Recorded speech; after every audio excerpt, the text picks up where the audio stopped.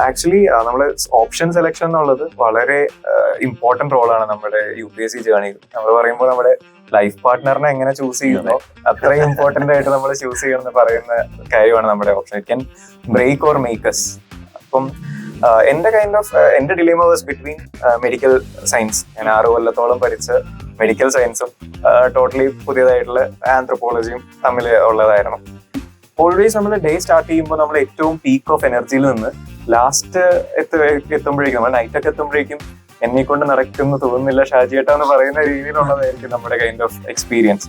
ഈ ഒരു എക്സാമിൽ എനിക്ക് തോന്നിയിട്ടുള്ളത് നമുക്ക് എക്സ്ട്രാ ഓർഡിനറി കാര്യങ്ങളൊന്നും ചെയ്യേണ്ട ആവശ്യമില്ല.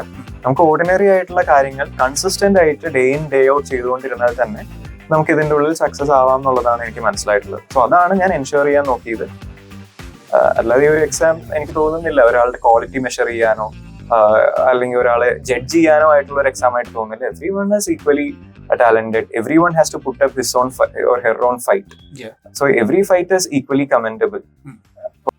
ഞാൻ സ്റ്റാർട്ട് ചെയ്യുമ്പോൾ, എൻ്റെ ഹൗസ് ലൈൻസ് സ്റ്റാർട്ട് ചെയ്യുമ്പോൾ സെക്കൻഡ് വേവ് ഏറ്റവും കൂടുതൽ ഹൈ ആയിട്ട് നിൽക്കുന്ന സമയമാണ്. നമ്മൾ വളരെയധികം യങ് ഏജ് ഡെത്ത്സും ആംബുലൻസിന്റെ ക്യൂവും ബെഡ് കിട്ടാതെയുള്ള അവസ്ഥയും ഓക്സിജൻ ഡെഫിഷ്യൻസിയും ഇതൊക്കെ വെച്ചിട്ടാണ്. But suddenly how our governance system evoke that response towards that, നമ്മൾ എങ്ങനെ അതിനെ ഫസ്റ്റ് ഹാൻഡ് മാനേജ് ചെയ്തു.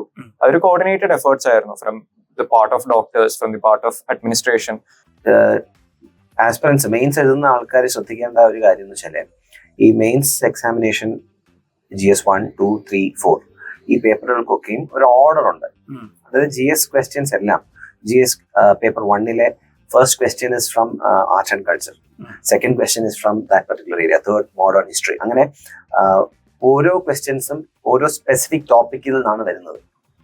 അത് നമ്മൾ ഐഡന്റിഫൈ ചെയ്യാം. സ്റ്റാർട്ട് ചെയ്യുന്നത് തന്നെ എനിക്ക് ഫുട്ബോൾ ഇൻട്രസ്റ്റ് ഞാൻ വെച്ചിട്ടുണ്ട് ഹോബീസിൽ. എന്റെ ഫസ്റ്റ് ക്വസ്റ്റ്യൻ തന്നെ അതിന് മുമ്പത്തെ ദിവസം നൈറ്റ് നടന്ന ലിവർപൂൾ വേഴ്സസ് മാഞ്ചസ്റ്റർ യുണൈറ്റഡ് മാച്ചിന്റെ റിസൾട്ട് എന്തായിരുന്നു, അതിന്റെ മാച്ച് അനാലിസിസ് പറയുവാനും അതിന്റെ historic reason of their rivalry പറയാനും അങ്ങനെയൊക്കെ വെച്ചിട്ടാണ് തുടങ്ങുന്നത്. So welcome views. ഇന്ന് നമ്മളോട് ഉള്ളത് ഈ വർഷത്തെ UPSC CSE 169 റാങ്ക് മേടിച്ച് ഡോക്ടർ വിനീത് ലോഹിതാക്ഷൻ സാറാണ്. Sir welcome. Thank you. സാറിന്റെ കൂടെ സാറിന് വേണ്ടിയിട്ടുള്ള നിതിൻ ചക്രവർത്തി സാറുമുണ്ട്. Sir welcome. Thank you sir. അപ്പം പോഡ്കാസ്റ്റിലേക്ക് കിടക്കാം. സോ റിസൾട്ട്സ് വന്നു, ഹൗ ഡു യു ഫീൽ? വളരെയധികം സന്തോഷമുണ്ട്. ഒരു ഫസ്റ്റ് അറ്റംപ്റ്റ് ആയിരുന്നു. ഈ അറ്റംപ്റ്റിൽ തന്നെ നല്ലൊരു റാങ്ക് ലഭിക്കുകയും റാങ്ക് ലിസ്റ്റ് വരാൻ സാധിക്കുകയൊക്കെ ചെയ്യുന്നതെന്ന് പറഞ്ഞൊരു വളരെ ഭാഗ്യം കൂടെ ചെയ്യുന്ന ഒരു കാര്യമാണ്. അപ്പോൾ ഇതിനെ സഹായിച്ചാൽ വളരെയധികം സന്തോഷമുണ്ട് എല്ലാവരോടും. ഇതിന് കാരണമായ എല്ലാവരോടും നന്ദിയും കടപ്പാടും ഉണ്ട് ഈ നിമിഷത്തിൽ. Coming from A doctor background, MBBS പഠിച്ചു. അപ്പം ഡോക്ടറിന്റെ ഒരു കരിയർ പോയിക്കൊണ്ടിരിക്കുന്നതിന്റെ ഇടയിലാണ് സിവിൽ സർവീസിലോട്ട് പോകാം എന്ന് തീരുമാനിക്കുന്നത്. അത് എന്തുകൊണ്ടാണ്? എനിക്ക് തോന്നുന്നു ഞാൻ ഏറ്റവും കൂടുതൽ നേരിട്ടുള്ള ക്വസ്റ്റ്യൻ, ഇപ്പോൾ മോക്ക് ഇന്റർവ്യൂസിനാണെങ്കിലും എല്ലായിടത്തും, ഈവൻ എന്റെ റിയൽ ഇന്റർവ്യൂവിനാണെങ്കിലും ചോദിച്ച ക്വസ്റ്റ്യൻ ആണിത്. ഞാനും എന്നോട് ഏറ്റവും കൂടുതൽ ചോദിച്ചിട്ടുള്ളതാണ്. പക്ഷെ എനിക്ക് പറയാനുള്ളത്, ശരിക്കും ഒരു കരിയർ ഷിഫ്റ്റ് എന്നുള്ളതിനേക്കാൾ ഉപരി ഇതിനെ ഒരു കരിയർ സ്പെഷ്യലൈസേഷൻ ആയിട്ടാണ് ഞാൻ കണക്കാക്കുന്നത്. കാരണം മെഡിക്കൽ എന്നുള്ളത് നിയർലി നമ്മുടെ ഹെൽത്ത് ആയിട്ടോ അല്ലെങ്കിൽ നമ്മുടെ ഹോസ്പിറ്റലിലോ മാത്രം ഒതുങ്ങി നിൽക്കുന്ന ഒന്നല്ല എന്നുള്ള വിശ്വസിക്കുന്ന ഒരാളാണ് ഞാൻ. എനിക്ക് എന്റെ മെഡിക്കൽ ജീവിതത്തിൽ നിന്ന് മനസ്സിലായതും അതേ കാര്യം തന്നെയാണ്.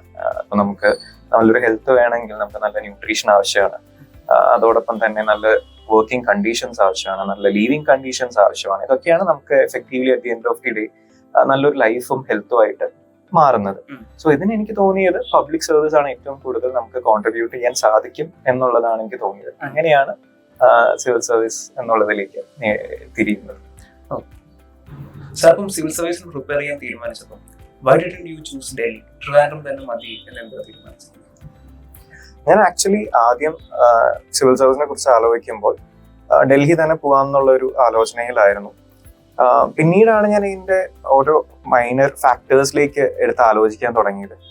അപ്പൊ എനിക്ക് എന്റെ സീനിയർ ആയിട്ടുള്ള ഒരു മാം അവിടെ പ്രിപ്പയർ ചെയ്യുന്നുണ്ടായിരുന്നു. അപ്പൊ ആളുടെ ഒപ്പീനിയൻ എടുക്കുമ്പോഴും അതോടൊപ്പം തന്നെ എന്റെ ഒരു അനാലിസിസിലും നോക്കിയപ്പോൾ ഡൽഹിയേക്കാൾ എന്തുകൊണ്ടും ട്രിവാൻഡ്രമാണ് ബെറ്റർ. ഒന്നാമത്തെ കാര്യം ക്ലൈമറ്റ്. ഡൽഹി ഭയങ്കര എക്സ്ട്രീം ആയിട്ടുള്ള ഒരു ക്ലൈമറ്റ് ആണ് ഇത് ചെയ്യുന്നത്. അപ്പൊ അവിടെ ചൂടാവുമ്പോൾ എക്സ്ട്രീം ചൂടാണ്, തണുപ്പാവുമ്പോൾ എക്സ്ട്രീം തണുപ്പാണ്. രണ്ടാമത്തെ കാര്യം ഫുഡിന്റെ ആസ്പെക്ട്. അതും ഒട്ടും നമുക്ക് പറ്റാത്ത രീതിയിലുള്ള ഒരു ഫുഡാണ്. പിന്നെ വീട്ടിലോട്ട് വരാനായിട്ടുള്ള ആസ്പെക്ട് ആണെങ്കിലും ഡൽഹി ആണെങ്കിൽ നമുക്ക് ഇടയ്ക്കിടയ്ക്കൊന്നും വരാൻ പറ്റില്ല. ട്രിവാൻഡ്രം ആണെങ്കിൽ വീട്ടിലോട്ട് ഒരു 2 മണിക്കൂർ ഇരുന്നാൽ തന്നെ നമുക്ക് 4 മണിക്കൂറിൽ വീട്ടിലെത്താവുന്നതാണ്. അപ്പൊ ഇങ്ങനെയുള്ള ഒരു ഹോസ്റ്റ് ഓഫ് ഫാക്ടേഴ്സ്. അതിന്റെ ഒപ്പം തന്നെ നമുക്കിപ്പോ ട്രിവാൻഡ്രത്ത് നിന്ന് തന്നെ ഇപ്പോൾ ഡൽഹിയിൽ അത്രയും ക്രൗഡിൽ നിന്നാണ് റിസൾട്ട് വരുന്നത്. പക്ഷെ ട്രിവാൻഡ്രം ഇപ്പൊ നമുക്കിപ്പോ over the last few years നോക്കുകയാണെങ്കിൽ കുറച്ച് ക്രൗഡിൽ നിന്ന് തന്നെ നല്ലൊരു റിസൾട്ട് വരുന്നുണ്ട്. അപ്പൊ എനിക്ക് മനസ്സിലായി at the end of the day എവിടെ ഇരുന്നാലും നമ്മുടെ എഫേർട്സ് ആണ് മാറ്റർ ചെയ്യുന്നത്. അതിനെ സപ്ലിമെന്റ് ചെയ്യാനായിട്ടുള്ള റിസോഴ്സ് ഇവിടെ അവൈലബിൾ ആണെന്നുള്ള അണ്ടർസ്റ്റാൻഡിംഗിലാണ് ട്രിവാൻഡ്രം തന്നെ ചൂസ് ചെയ്തത്. സ്പീക്കിംഗ് ഓഫ് ഡെല്ലി, സാർ ഡൽഹിയിൽ ഒരു ഫാക്കൽറ്റി ആണ്. അപ്പം അവിടെ വർക്ക് ചെയ്തിട്ടുണ്ട്, ഇവിടുത്തെ ഇൻസ്റ്റിറ്റ്യൂട്ടിൽ വർക്ക് ചെയ്തിട്ടുണ്ട്. സാറിന് ഈ ആൻസറിന് എന്താണ് ആഡ് ഓൺ ചെയ്യാനുള്ളത്?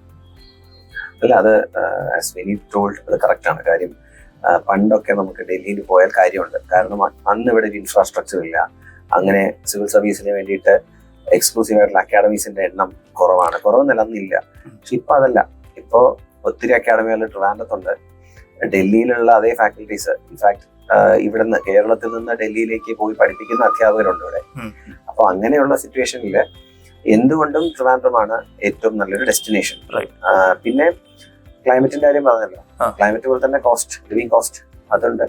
പിന്നെ ഏറ്റവും ഉപരി ഇവിടെ നമുക്ക് കിട്ടുന്ന ഒരു എക്കോസിസ്റ്റം, ഫാക്കൽറ്റീസ് ആയിക്കോട്ടെ, സ്റ്റുഡൻസ് ആയിക്കോട്ടെ, മെന്റേഴ്സ് ആയിക്കോട്ടെ, സ്റ്റുഡൻസിന് അവര് ആക്സസിബിൾ ആണ്. ഇവരൊക്കെ ഡൽഹി ആക്സസിബിൾ അല്ലാതെ അത് ഭയങ്കര ബുദ്ധിമുട്ടാണ്. ഒരു ഫാക്കൽറ്റിയോട് സംസാരിക്കാനാണെങ്കിൽ പോലും it will take a lot of time and നമുക്ക് എല്ലാം ഒത്തു വരില്ല.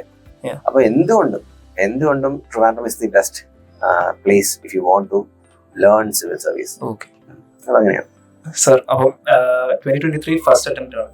അപ്പം ഫസ്റ്റ് അറ്റംപ്റ്റിൽ കഴിഞ്ഞ വർഷം നമുക്കൊരു പുതിയ പാറ്റേൺ ചേഞ്ച് ഉണ്ടായി. ഫുൾ പെയർഡ് ക്വസ്റ്റ്യൻസ് ആയിരുന്നു. ക്വസ്റ്റ്യൻസ് കാരണം പലരും ഇമ്പയർഡ് ആയി പോയി ആക്ച്വലി. അപ്പം സാറ് ആദ്യമായിട്ട് എക്സാമിനേഷൻ പോയി ഇരുന്നപ്പോൾ ആ ക്വസ്റ്റ്യൻസ് ആയിരുന്നു, സാർ എങ്ങനെയായിരുന്നു ആ ഒരു സിറ്റുവേഷൻ ഡീൽ ചെയ്തത്? ഡെഫിനറ്റ്ലി എനിക്കും സ്റ്റാർട്ടിങ്ങിൽ തന്നെ പ്രശ്നമുണ്ടായിരുന്നു. പക്ഷെ ഞാൻ ഓൾവേസ് പ്രിപ്പയർഡ് ആയിട്ടുള്ള ഒരു കാര്യമായിരുന്നു UPSC എന്നുള്ള unpredictability in UPSC. So always ഞാൻ മൈൻഡിൽ വിചാരിച്ചിട്ടുണ്ടായിരുന്നു looking for bouncers that is coming up. So അങ്ങനത്തെ ഉള്ള ആസ്പെക്റ്റിലാണ്. ഇപ്പൊ പെയർ ക്വസ്റ്റ്യൻ പറയുകയാണെങ്കിൽ ഞാൻ ഓൾറെഡി കുറച്ച് വീക്കായിരുന്നു പെയർ ക്വസ്റ്റ്യൻസിൽ. ഞാൻ ഓൾറെഡി പോകുമ്പോഴും ശരി പെയർ ക്വസ്റ്റ്യൻസ് ഒന്നും ചെയ്യണ്ട, കഴിഞ്ഞ മുമ്പത്തെ ഇയർ ഓൾമോസ്റ്റ് 6 to 8 ക്വസ്റ്റ്യൻസ് ആണ് പെയർ ക്വസ്റ്റ്യൻസ് വന്നിരുന്നത്. അപ്പൊ അത് ചെയ്യണ്ട എന്നുള്ള ഒരു ആസ്പെക്റ്റിലാണ് ഞാൻ ബാക്കിയുള്ള ക്വസ്റ്റ്യൻസ് എനിക്ക് അത്യാവശ്യം നമ്മുടെ ടെസ്റ്റ് സീരീസ് ഒക്കെ ചെയ്യുമ്പോൾ തന്നെ മാർക്ക് വരുന്നുണ്ടായിരുന്നു. സോ അങ്ങനെയുള്ള ബിലീഫിൽ പോയി നോക്കുമ്പോഴാണ് ആദ്യത്തെ പേജ് തുറക്കുമ്പോൾ ഫുൾ പെയർ ആണ്, സെക്കൻഡ് പേജ് തുറക്കുമ്പോൾ പെയർ ആണ്, ഇത് ഉണ്ടാവുള്ളൂ ഇത് കഴിഞ്ഞ് ഉണ്ടാവില്ല എന്ന് വിചാരിച്ചു വരുമ്പോൾ ലാസ്റ്റ് പേജ് വരെ മൊത്തം പെയർ ആണ്. പക്ഷെ എനിക്ക് തോന്നുന്നു അവിടെ ഉണ്ടായിരുന്ന എന്റെ ഇതെന്ന് പറഞ്ഞാൽ I expected for the worse and went in. അപ്പൊ അൺപ്രഡിക്റ്റബിലിറ്റി ഞാൻ ഐ അഡാപ്റ്റഡ് സൂൺ. അപ്പൊ ഇതിന്റെ ഉള്ളില് നമ്മുടെ അവിടെ കമ്പോഷർ മെയിൻറ്റെയിൻ ചെയ്യാൻ പറ്റാവുന്ന രീതിയിൽ കാര്യങ്ങൾ മുന്നോട്ട് കൊണ്ടുപോകാൻ നമ്മൾ പഠിച്ച കാര്യങ്ങൾ, ഇപ്പോ പ്രിലിംസിനെ സംബന്ധിച്ചോളം നമ്മളെ നേക്സ് ആയിട്ട് കുറെ കാര്യങ്ങൾ പറയുന്ന ഇതുണ്ട്. UPSC എക്സാമിനറിന്റെ ക്വസ്റ്റ്യൻ സെറ്റിംഗ്, മറ്റേ യൂസ് ചെയ്യുന്ന വേർഡ്സ്, ഈ കാര്യങ്ങളൊക്കെ നമ്മളൊന്ന് കമ്പോസ്റ്റ് ആയിട്ട് നമ്മളൊന്ന് നോക്കി കഴിഞ്ഞു കഴിഞ്ഞാൽ കുറെ കാര്യങ്ങൾ നമുക്ക് റിലേറ്റ് ചെയ്യാനായിട്ട് സാധിക്കും. ആ ട്രെൻഡൊക്കെ UPSC കഴിഞ്ഞ കൊല്ലം ഫോളോ ചെയ്തിട്ടുണ്ടായിരുന്നു. അപ്പൊ അങ്ങനെയുള്ള പീസ്ഫുൾ മൈൻഡാണ് എനിക്ക് തോന്നുന്നത് അതിനുശേഷം എന്നെ ഹെൽപ്പ് ചെയ്തത്. ഞാൻ എന്റെ നോർമലി നമ്മൾ ചെയ്തിരിക്കുന്ന സ്ട്രാറ്റജി തന്നെ അവിടെ അപ്ലൈ ചെയ്തു. അതേ നമ്പർ ഓഫ് ക്വസ്റ്റ്യൻസിലേക്ക് തന്നെ ഞാൻ എത്തിച്ചു. കെയർഫുൾ എന്റെ അതേ നമ്പർ ഓഫ് റൗണ്ട്സ് ഞാൻ ഈക്വൽ നമ്പർ ഓഫ് റൗണ്ട്സ് ചെയ്തു. മൾട്ടിപ്പിൾ ഡൗട്ട് വന്ന ക്വസ്റ്റ്യൻസ് ഒക്കെ പിന്നീടേക്ക് മാറ്റി വെച്ച് മൾട്ടിപ്പിൾ ടൈംസ് നോക്കി അങ്ങനെയാണ് ഞാൻ സോൾവ് ചെയ്തത്. അപ്പോൾ സർ വിനീത് സാർ പറഞ്ഞു സാറിന്റെ പെയർ ക്വസ്റ്റ്യൻസിന്റെ അടുത്തുള്ള അറ്റംപ്റ്റ്. അപ്പം ഈ തവണത്തെ റിസൾട്ട് നോക്കിയപ്പോൾ പലർക്കും പെയർ ക്വസ്റ്റ്യൻസ് ഇവൻ ദോ ആദ്യം ടഫായിട്ട് തോന്നിയെങ്കിലും ചിലർ നല്ല മാർക്ക് മേടിച്ചിട്ടുണ്ട്, 80, 70 കട്ട് ഓഫിന് വെൽ അബവ്. പക്ഷെ സീസൈഡിന് അവർ പലരും അതേ ഒരു ടെൻഷനിൽ പോയി സീസൈഡ് പേപ്പർ മിസ്സായി പോയി. അപ്പം സാറിന് അതിനെ പറ്റി എന്താ പറയാനുള്ളത്?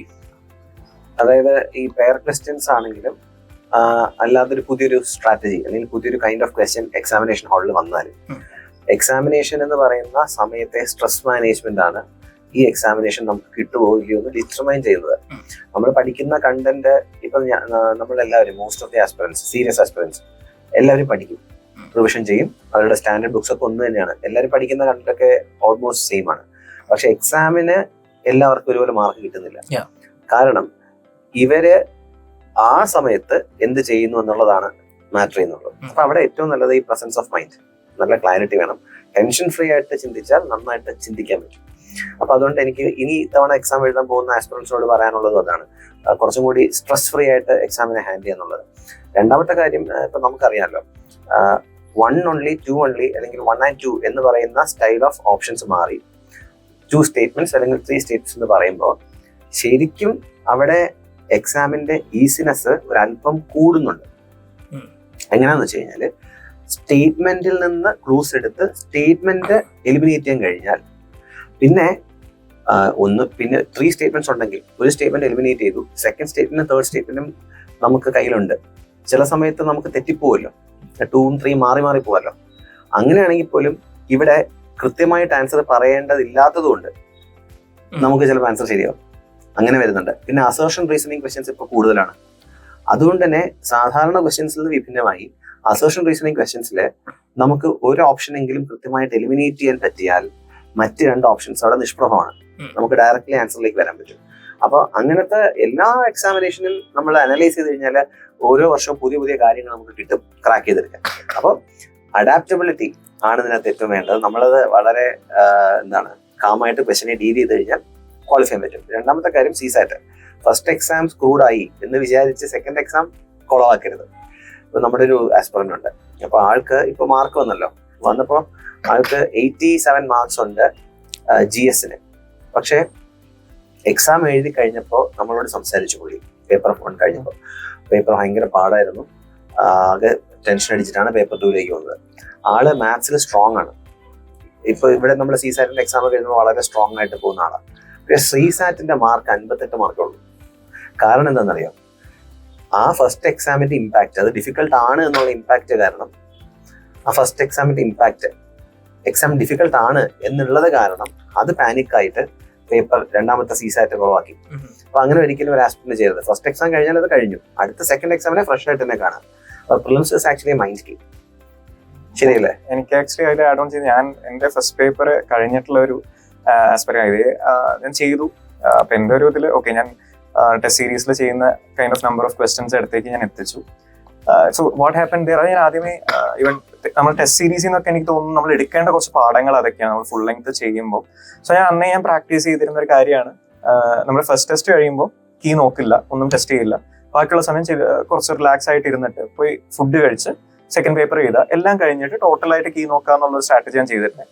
സോ ഞാൻ പ്രിലിംസിന്റെ സമയത്തും റിയൽ പ്രിലിംസിന്റെ അന്നും ചെയ്ത് ഫസ്റ്റ് പേപ്പർ കഴിഞ്ഞ് എനിക്ക് യൂണിവേഴ്സിറ്റി കോളേജിലായിരുന്നു എൻ്റെ വെന്യൂ ഉണ്ടായിരുന്നത്. ഞാനപ്പോൾ ഫസ്റ്റ് പേപ്പർ കഴിഞ്ഞപ്പോൾ ആരോടും ഡിസ്കസ് ചെയ്യാനോ അല്ലെങ്കിൽ ഞാൻ പേപ്പർ കീ ചെക്ക് ചെയ്യാനോ ഒന്നും നോക്കാതെ ഒരു ആരുമില്ലാത്തൊരു മൂലയ്ക്ക് പോയിരുന്ന് ഞാൻ കൊണ്ടുവന്ന വളരെ ലൈറ്റ് ആയിട്ടുള്ള ഫുഡൊക്കെ ഇരുന്ന് കഴിച്ച് ഞാൻ ഇയർഫോൺ ഒക്കെ എടുത്ത് വെച്ച് ഞാൻ കുറച്ച് മോട്ടിവേഷണൽ സോങ്സും കുറച്ച് ഫാസ്റ്റ് നമ്പർ സോങ്സും ഉറക്കം വരരുതല്ലോ, അപ്പൊ കുറച്ച് ഇതായിട്ടിരിക്കുക, കുറച്ച് ഫാസ്റ്റ് സോങ്സ് ഒക്കെ ഞാൻ അത് ഓൾറെഡി പ്രാക്ടീസ് ചെയ്തിട്ടുണ്ടായിരുന്നു. നമ്മൾ ഫുൾ ലെങ്ത് എനിക്ക് തോന്നുന്നു നമ്മൾ ടെസ്റ്റ് സീരീസിൽ നിന്നൊക്കെ എടുക്കേണ്ട കാര്യങ്ങളും ഇത്തരത്തിലുള്ള കാര്യമാണ്. ജസ്റ്റ് റോ കണ്ടന്റ് എന്നുള്ളതിനേക്കാൾ ഉപരി being set for the final day എന്നുള്ള ഒരു ആസ്പെക്ട് ആണ് ശരിക്കും ടെസ്റ്റ് സീരീസ് നമുക്ക് തരുന്നത്. കാരണം ക്വസ്റ്റ്യൻസ് എന്താണെങ്കിലും UPSC definitely will go for other questions which no other institute can put up. അപ്പം പക്ഷേ ഇതിന്റെ experience being ready for any unpredictable or real situation എന്നുള്ളതാണ് നമ്മൾ ടെസ്റ്റ് സീരീസ് നൽകുക. അതാണ് ഞാൻ അതിൻ്റെ ഉള്ളിൽ പ്രാക്ടീസ് ചെയ്തതും എന്റെ റിയൽ ഡേ ഇത്. അപ്പൊ ഞാൻ CSAT എക്സാം എഴുതാൻ പോകുമ്പോൾ ഞാൻ ടോട്ടലി ഫ്രഷ് ആയിട്ട് I was ready. Baggage of first paper ഒന്നും ഇല്ലാതെയാണ് ഞാൻ സെക്കൻഡ് പേപ്പറിന് കയറിയത്. Whatever come its way take it up on that straight എന്നുള്ള ആസ്പെക്ട് വെച്ചിട്ടാണ് CSAT എടുത്തതും. എനിക്ക് തോന്നുന്നു അത് എന്നെ ഹെൽപ്പ് ചെയ്തിട്ടുണ്ട്. CSAT അത്യാവശ്യം കുഴപ്പമില്ലാത്തൊരു സ്കോറിൽ ക്വാളിഫൈ ചെയ്യാനായിട്ടുള്ള സഹായിച്ചതും അതേ ആസ്പെക്ട് തന്നെയാണ് എനിക്ക് തോന്നുന്നത്. അതെ, ഇപ്പൊ ഒന്നും കൂടെ ആഡ് ചെയ്തിട്ട്, അതായത് ഇപ്പൊ വിനീത് പറഞ്ഞില്ലേ, അതായത് CSAT-ന്റെ കാര്യം. CSAT ഇത്തവണ കുറെ ആൾക്കാർക്ക് ബുദ്ധിമുട്ടായിരുന്നു. കുറെ ആൾക്കാര് പാസ്സാവാതെ പോയതും CSAT. അതുകൊണ്ടാണ് GS-ന്റെ കട്ട് ഓഫ് ഇത്രയ്ക്ക് ഇറങ്ങിയത്. CSAT-ന്റെ ഒരു ബ്യൂട്ടി അതാണ്. കഴിഞ്ഞ വർഷങ്ങളിലൊക്കെ മാത്സ് ഇച്ചിരി ഡിഫിക്കൽട്ടായിരുന്നു. അപ്പൊ ഇത്തവണയും കുട്ടികളൊക്കെ മാത്സ് പഠിച്ചിട്ടാണ് പോയത്. അപ്പൊ കൂടുതൽ മാത്സ് ചെയ്യാനുള്ള ടെൻഡൻസി ഉണ്ട്. അത് കാരണം ഇംഗ്ലീഷ് വിട്ടുപോയി. അതേസമയം ഇംഗ്ലീഷ് ഒന്ന് കണ്ടിരുന്നെങ്കിൽ എല്ലാവരും ക്വാളിഫൈ ആയിരുന്നു. കാര്യം കഴിഞ്ഞൊരു 3 വർഷം എടുത്താൽ ഈ കഴിഞ്ഞ വർഷത്തെ English paper, English CSAT was very easy. അപ്പൊ അതും അതാണ് പ്രസൻസ് ഓഫ് മൈൻഡ്. ആ സമയത്ത് നമ്മൾ മാത്സ് തന്നെ ചെയ്യണമെന്നില്ല, അവിടെയുള്ള നമുക്ക് ശരിയാക്കാൻ പറ്റുന്ന ചോദ്യങ്ങൾ കണ്ടെത്തുക എന്നുള്ളത് തന്നെയാണ്. അപ്പൊ അതിനൊപ്പം ഒരു കാര്യം കൂടി ആഡ് ചെയ്യാനുള്ളത്, നമ്മൾ എക്സാം എഴുതുമ്പോൾ എക്സാമിന്റെ എല്ലാത്തരം സിറ്റുവേഷൻസും ഹാൻഡിൽ ചെയ്യാൻ വേണ്ടിയിട്ടാണ് നമ്മൾ ടെസ്റ്റ് സീരീസുകൾ എടുക്കുന്നത് പറഞ്ഞല്ലോ. ഈ ടെസ്റ്റ് സീരീസ് എടുക്കുമ്പോൾ ഞാനിപ്പോൾ കാണുന്നൊരു ചെറിയൊരു പ്രവണത ഉണ്ട് കുട്ടികൾക്ക്. എക്സാം എഴുതി തീർന്നു കഴിഞ്ഞ ഉടനെ പോകുന്നൊരു പരിപാടി. എക്സാം എഴുതി കഴിയുന്നു, 2 hours കംപ്ലീറ്റ് ചെയ്യാനൊന്നും നിൽക്കുന്നില്ല, അവരെഴുതി കഴിഞ്ഞ ഉടനെ പോകാനൊരു ടെംപ്റ്റേഷൻ ഉണ്ട്. ശരിക്കും അതും അത്ര നല്ലതല്ല. കാരണം നമുക്ക് 2 hours ഉണ്ട്. ആ 2 hours ടൈം ഫ്രെയിമിൽ എന്തൊക്കെ ചെയ്യാമോ അതൊക്കെ ചെയ്ത് എങ്ങനെയും മാക്സിമൈസ് മാർക്സ്, അതാണല്ലോ. അപ്പൊ അത് ചെയ്യണം. നമ്മൾ ഇപ്പോഴത്തെ കുട്ടികളോട്, എനിക്ക് ഇനി ഇത് കാണുന്ന കുട്ടികളോടും പറയാനുള്ള ഒരു കാര്യം അതാണ്. നമ്മൾ ടെസ്റ്റ് സീരീസിനെ ലൈറ്റ് ആയിട്ട് കാണരുത്. അത് കണ്ടന്റ് മാത്രം എടുക്കാനുള്ളൊരു സാധനമല്ല. അത് നമ്മുടെ എക്സാമിനെ സ്ട്രാറ്റജൈസ് ചെയ്യാനും നമ്മൾ എങ്ങനെയാണ് ആ എക്സാമിലേക്ക് പോകുമ്പോൾ ബി പ്രിപ്പയർഡ് ഫോർ ദി വാർ, ആ പ്രിപ്പറേഷൻ ആണ്. അപ്പൊ അതിൽ ഫുൾ ഓൺ ആ മോക്കുകൾ നമ്മൾ എടുക്കുന്ന റിയൽ സിനാരിയോയിൽ തന്നെ എടുക്കാൻ ശ്രമിക്കണം. ആ റിയൽ സീരിയസ്നെസ് കൂടി റിയലി നമുക്ക് എന്താ ചെയ്യാൻ പറ്റും എല്ലാ സ്ട്രാറ്റജീസും പരീക്ഷിച്ച് അതിനെ ഫൈൻ ട്യൂൺ ചെയ്യുന്ന ഒരു പ്രോസസ്സാണ്. അപ്പോൾ ടൈം ഒക്കെ കംപ്ലീറ്റ് ആയിട്ട് യൂട്ടിലൈസ് ചെയ്ത് നമുക്കൊരു പ്രോപ്പർ സ്ട്രാറ്റജി സെറ്റ് ചെയ്യാനുള്ള ഒരു അവന്യൂ ആയിട്ട് ടെസ്റ്റ് സീരീസിനെ കാണണം. And one more thing, test series എന്ന് പറയുമ്പോൾ ടുവേർഡ്സ് ദി എൻഡ് നമ്മൾ വെറുതെ കുറെ അക്കാഡമികളുടെ ടെസ്റ്റ് സീരീസ് എഴുതുന്നതിനേക്കാളും കൂടുതലും previous year UPSC questions practice ചെയ്ത് അതിൽ നിന്നുള്ള കാര്യങ്ങൾ എടുത്ത് സ്ട്രാറ്റജൈസ് ചെയ്യുന്നതാണ് ഏറ്റവും നല്ലത്. അപ്പോൾ ഞാനിത് പറയാൻ കാര്യം, ഇനിയിപ്പോൾ അടുത്ത പ്രൊഫസറായി അപ്പോഴേക്കും ഇനി ഇത്തവണ എഴുതുന്ന കുട്ടികളുണ്ട്. അപ്പോൾ അവർക്ക് ഈ എക്സാം എഴുതുമ്പോൾ കണ്ടന്റ് തിന്നാൻ ഒരു ടെൻറ്റേഷൻ ഉണ്ടാവും. അവർ കൂടുതൽ ചെയ്യേണ്ടത് PYQs ചെയ്ത് UPSCയുടെ രീതി മനസ്സിലാക്കി അതിനെ ഫൈൻ ട്യൂൺ ചെയ്ത് അതിന് റെഡി ആയിട്ട് പോകുക എന്നുള്ളതാണ്. എനിക്ക് തോന്നുന്നു അതിനുള്ള നമ്മൾ ചെയ്യുന്ന പ്രിലിംസിന്റെ വരുമ്പോൾ നമ്മൾ ടൈം യൂട്ടിലൈസേഷന്റെ കാര്യം പറയുമ്പോൾ നമ്പർ ഓഫ് റൗണ്ട്സിന്റെ ഒരു എലമെന്റ് വരുന്നത്. ഞാൻ ആക്ച്വലി ചെയ്തുകൊണ്ടിരുന്നത്, ഞാൻ മിനിമം 4 നമ്പർ ഓഫ് റൗണ്ട്സ് ചെയ്തുകൊണ്ടിരുന്നത് എന്താണ് 3 to 4 റൗണ്ട്സ് എന്നാണ് ഞാൻ ചെയ്തിരുന്നത്. So time management something very much important എന്ന് എനിക്ക് തോന്നിയിട്ടുണ്ട്. ഇപ്പോൾ ഫസ്റ്റ് റൗണ്ട് ഞാൻ എപ്പോഴും ഒരു 15 minutes ചെയ്ത് തീർക്കാറുണ്ട്. സോ ഫസ്റ്റ് റൗണ്ട് എന്ന് പറഞ്ഞാൽ I use to go through all questions, at least ഒരു സ്കിം ത്രൂ എങ്കിലും എല്ലാ ക്വസ്റ്റ്യനെയും കുറിച്ച് പോവാറുണ്ട്. സോ വളരെ അത്ര ഷുവർ ഷോർട്ട് ആയിട്ടുള്ള ക്വസ്റ്റ്യൻസ് മാത്രം ചെയ്ത്, അതേപോലെ തന്നെ അത്ര ഷുവർ ഷോർട്ട് ആയിട്ടുള്ള എലിമിനേറ്റ് ചെയ്യേണ്ട കാര്യങ്ങൾ എനിക്ക് ആസ് മച്ച് ഇമ്പോർട്ടന്റ് ആണ് നമ്മൾ സെലക്ട് ചെയ്യുന്നത് പോലെ തന്നെ എലിമിനേറ്റ് ചെയ്യുന്നത്. കാരണം പിന്നീട് ഒരിക്കലും നമുക്കത് നമ്മുടെ ഐസ് അതിൽ കൂടെ പോയി നമ്മുടെ ടൈം കളയാൻ ഇടവരുത്തരുത്. സോ അത് നമ്മുടെ ടൈം സേവിംഗ് ആണ്. സെക്കൻഡ് റൗണ്ട് എന്ന് പറഞ്ഞാൽ നമ്മൾ കെയർഫുൾ അനാലിസിസിൽ ഡീറ്റെയിൽഡ് ആയിട്ട് നോക്കിയിട്ട് നെക്സ്റ്റ് ഒരു 1 hour ചെയ്യേണ്ട ഒരു റൗണ്ടാണ് ഞാൻ അങ്ങനെ ചെയ്തിരുന്നത്. തേർഡ് റൗണ്ട് നമ്മൾ ഒരു 50-50 ക്വസ്റ്റ്യൻസും അങ്ങനെയൊക്കെ ഉള്ള ക്വസ്റ്റ്യൻസിൽ ഡിസൈഡ് ചെയ്ത് പിക്ക് ചെയ്യാനുള്ള ക്വസ്റ്റ്യൻസ്, അതൊരു ഹാഫ് ആൻ അവർ. അപ്പോൾ നമ്മൾ ഓൾമോസ്റ്റ് 1 hour 45 minutes നമ്മൾ എത്തും. പിന്നെയുള്ള ലാസ്റ്റ് 15 minutes എന്ന് പറയുക ഫോർത്ത് റൗണ്ട് നമ്മൾ ഏറ്റവും ലാസ്റ്റിലേക്ക് വെക്കുന്ന ഏറ്റവും സൊഫിസ്റ്റിക്കേറ്റഡ് ക്വസ്റ്റ്യൻസ് ചെയ്യാനായിട്ടുള്ള റൗണ്ട് എന്നുള്ള രീതിയിലാണ് 15 minutes ലാസ്റ്റ് റൗണ്ടും ചെയ്യുന്നത്. അപ്പൊ 4 rounds അങ്ങനെ ചെയ്യുന്ന ഒരാൾക്ക് ഒരിക്കലും കുറെ കാൻഡിഡേറ്റ്സ് പറയുന്നതാണ് നമുക്ക് ടൈം മാനേജ്മെന്റ് പറ്റിയില്ല എന്നുള്ളത്. അപ്പൊ ഇങ്ങനെ ഒരു സ്ട്രിക്ട് ഷെഡ്യൂൾ ഓഫ് ടൈമിംഗ് ഉണ്ടെങ്കിൽ അതും വളരെ ഹെൽപ്ഫുൾ ആയിട്ടാണ് എനിക്ക് തോന്നിയിട്ടുള്ളത്. സാർ, ഇപ്പോൾ പ്രിലിംസ് കഴിഞ്ഞു, റിസൾട്ട് വരുന്ന ഒരു ഗ്യാപ്പില് പ്രിലിംസും മെയിൻസിന്റെ റിസൾട്ട് വരുന്ന ഗ്യാപ്പ്, ഫസ്റ്റ് അറ്റംപ്റ്റിൽ കിട്ടുമോ ഇല്ലയോ എന്നുള്ളൊരു അൺസർട്ടനിറ്റി സാറിനെ എത്രത്തോളം ബാധിച്ചിട്ടുണ്ട്? ആക്ച്വലി എന്നെ നല്ലപോലെ ബാധിച്ചിരുന്നു. ആക്ച്വലി ഞാൻ അത്ര പ്രതീക്ഷിച്ചിരുന്നില്ല. എസ്പെഷ്യലി എൻ്റെ വേരിയസ് കീസ് നോക്കുമ്പോൾ ഇത്തവണത്തെ പേപ്പറിൽ ഭയങ്കര വേരിയബിലിറ്റി ആയിരുന്നു. എനിക്ക് ആക്ച്വലി ഓൾമോസ്റ്റ് 70s തൊട്ട് 90s വരെയുള്ള റേഞ്ചിൽ എൻ്റെ മാർക്ക് സ്പ്ലിറ്റ് ആയിട്ട് ഇതായിട്ടുണ്ട്. ഓൾമോസ്റ്റ് ലേറ്റ് 65 തൊട്ട് 90 വരെയുള്ള റേഞ്ചിൽ എനിക്ക് വേരിയസ് കീസ് വെച്ച് പോയിട്ടുണ്ട്.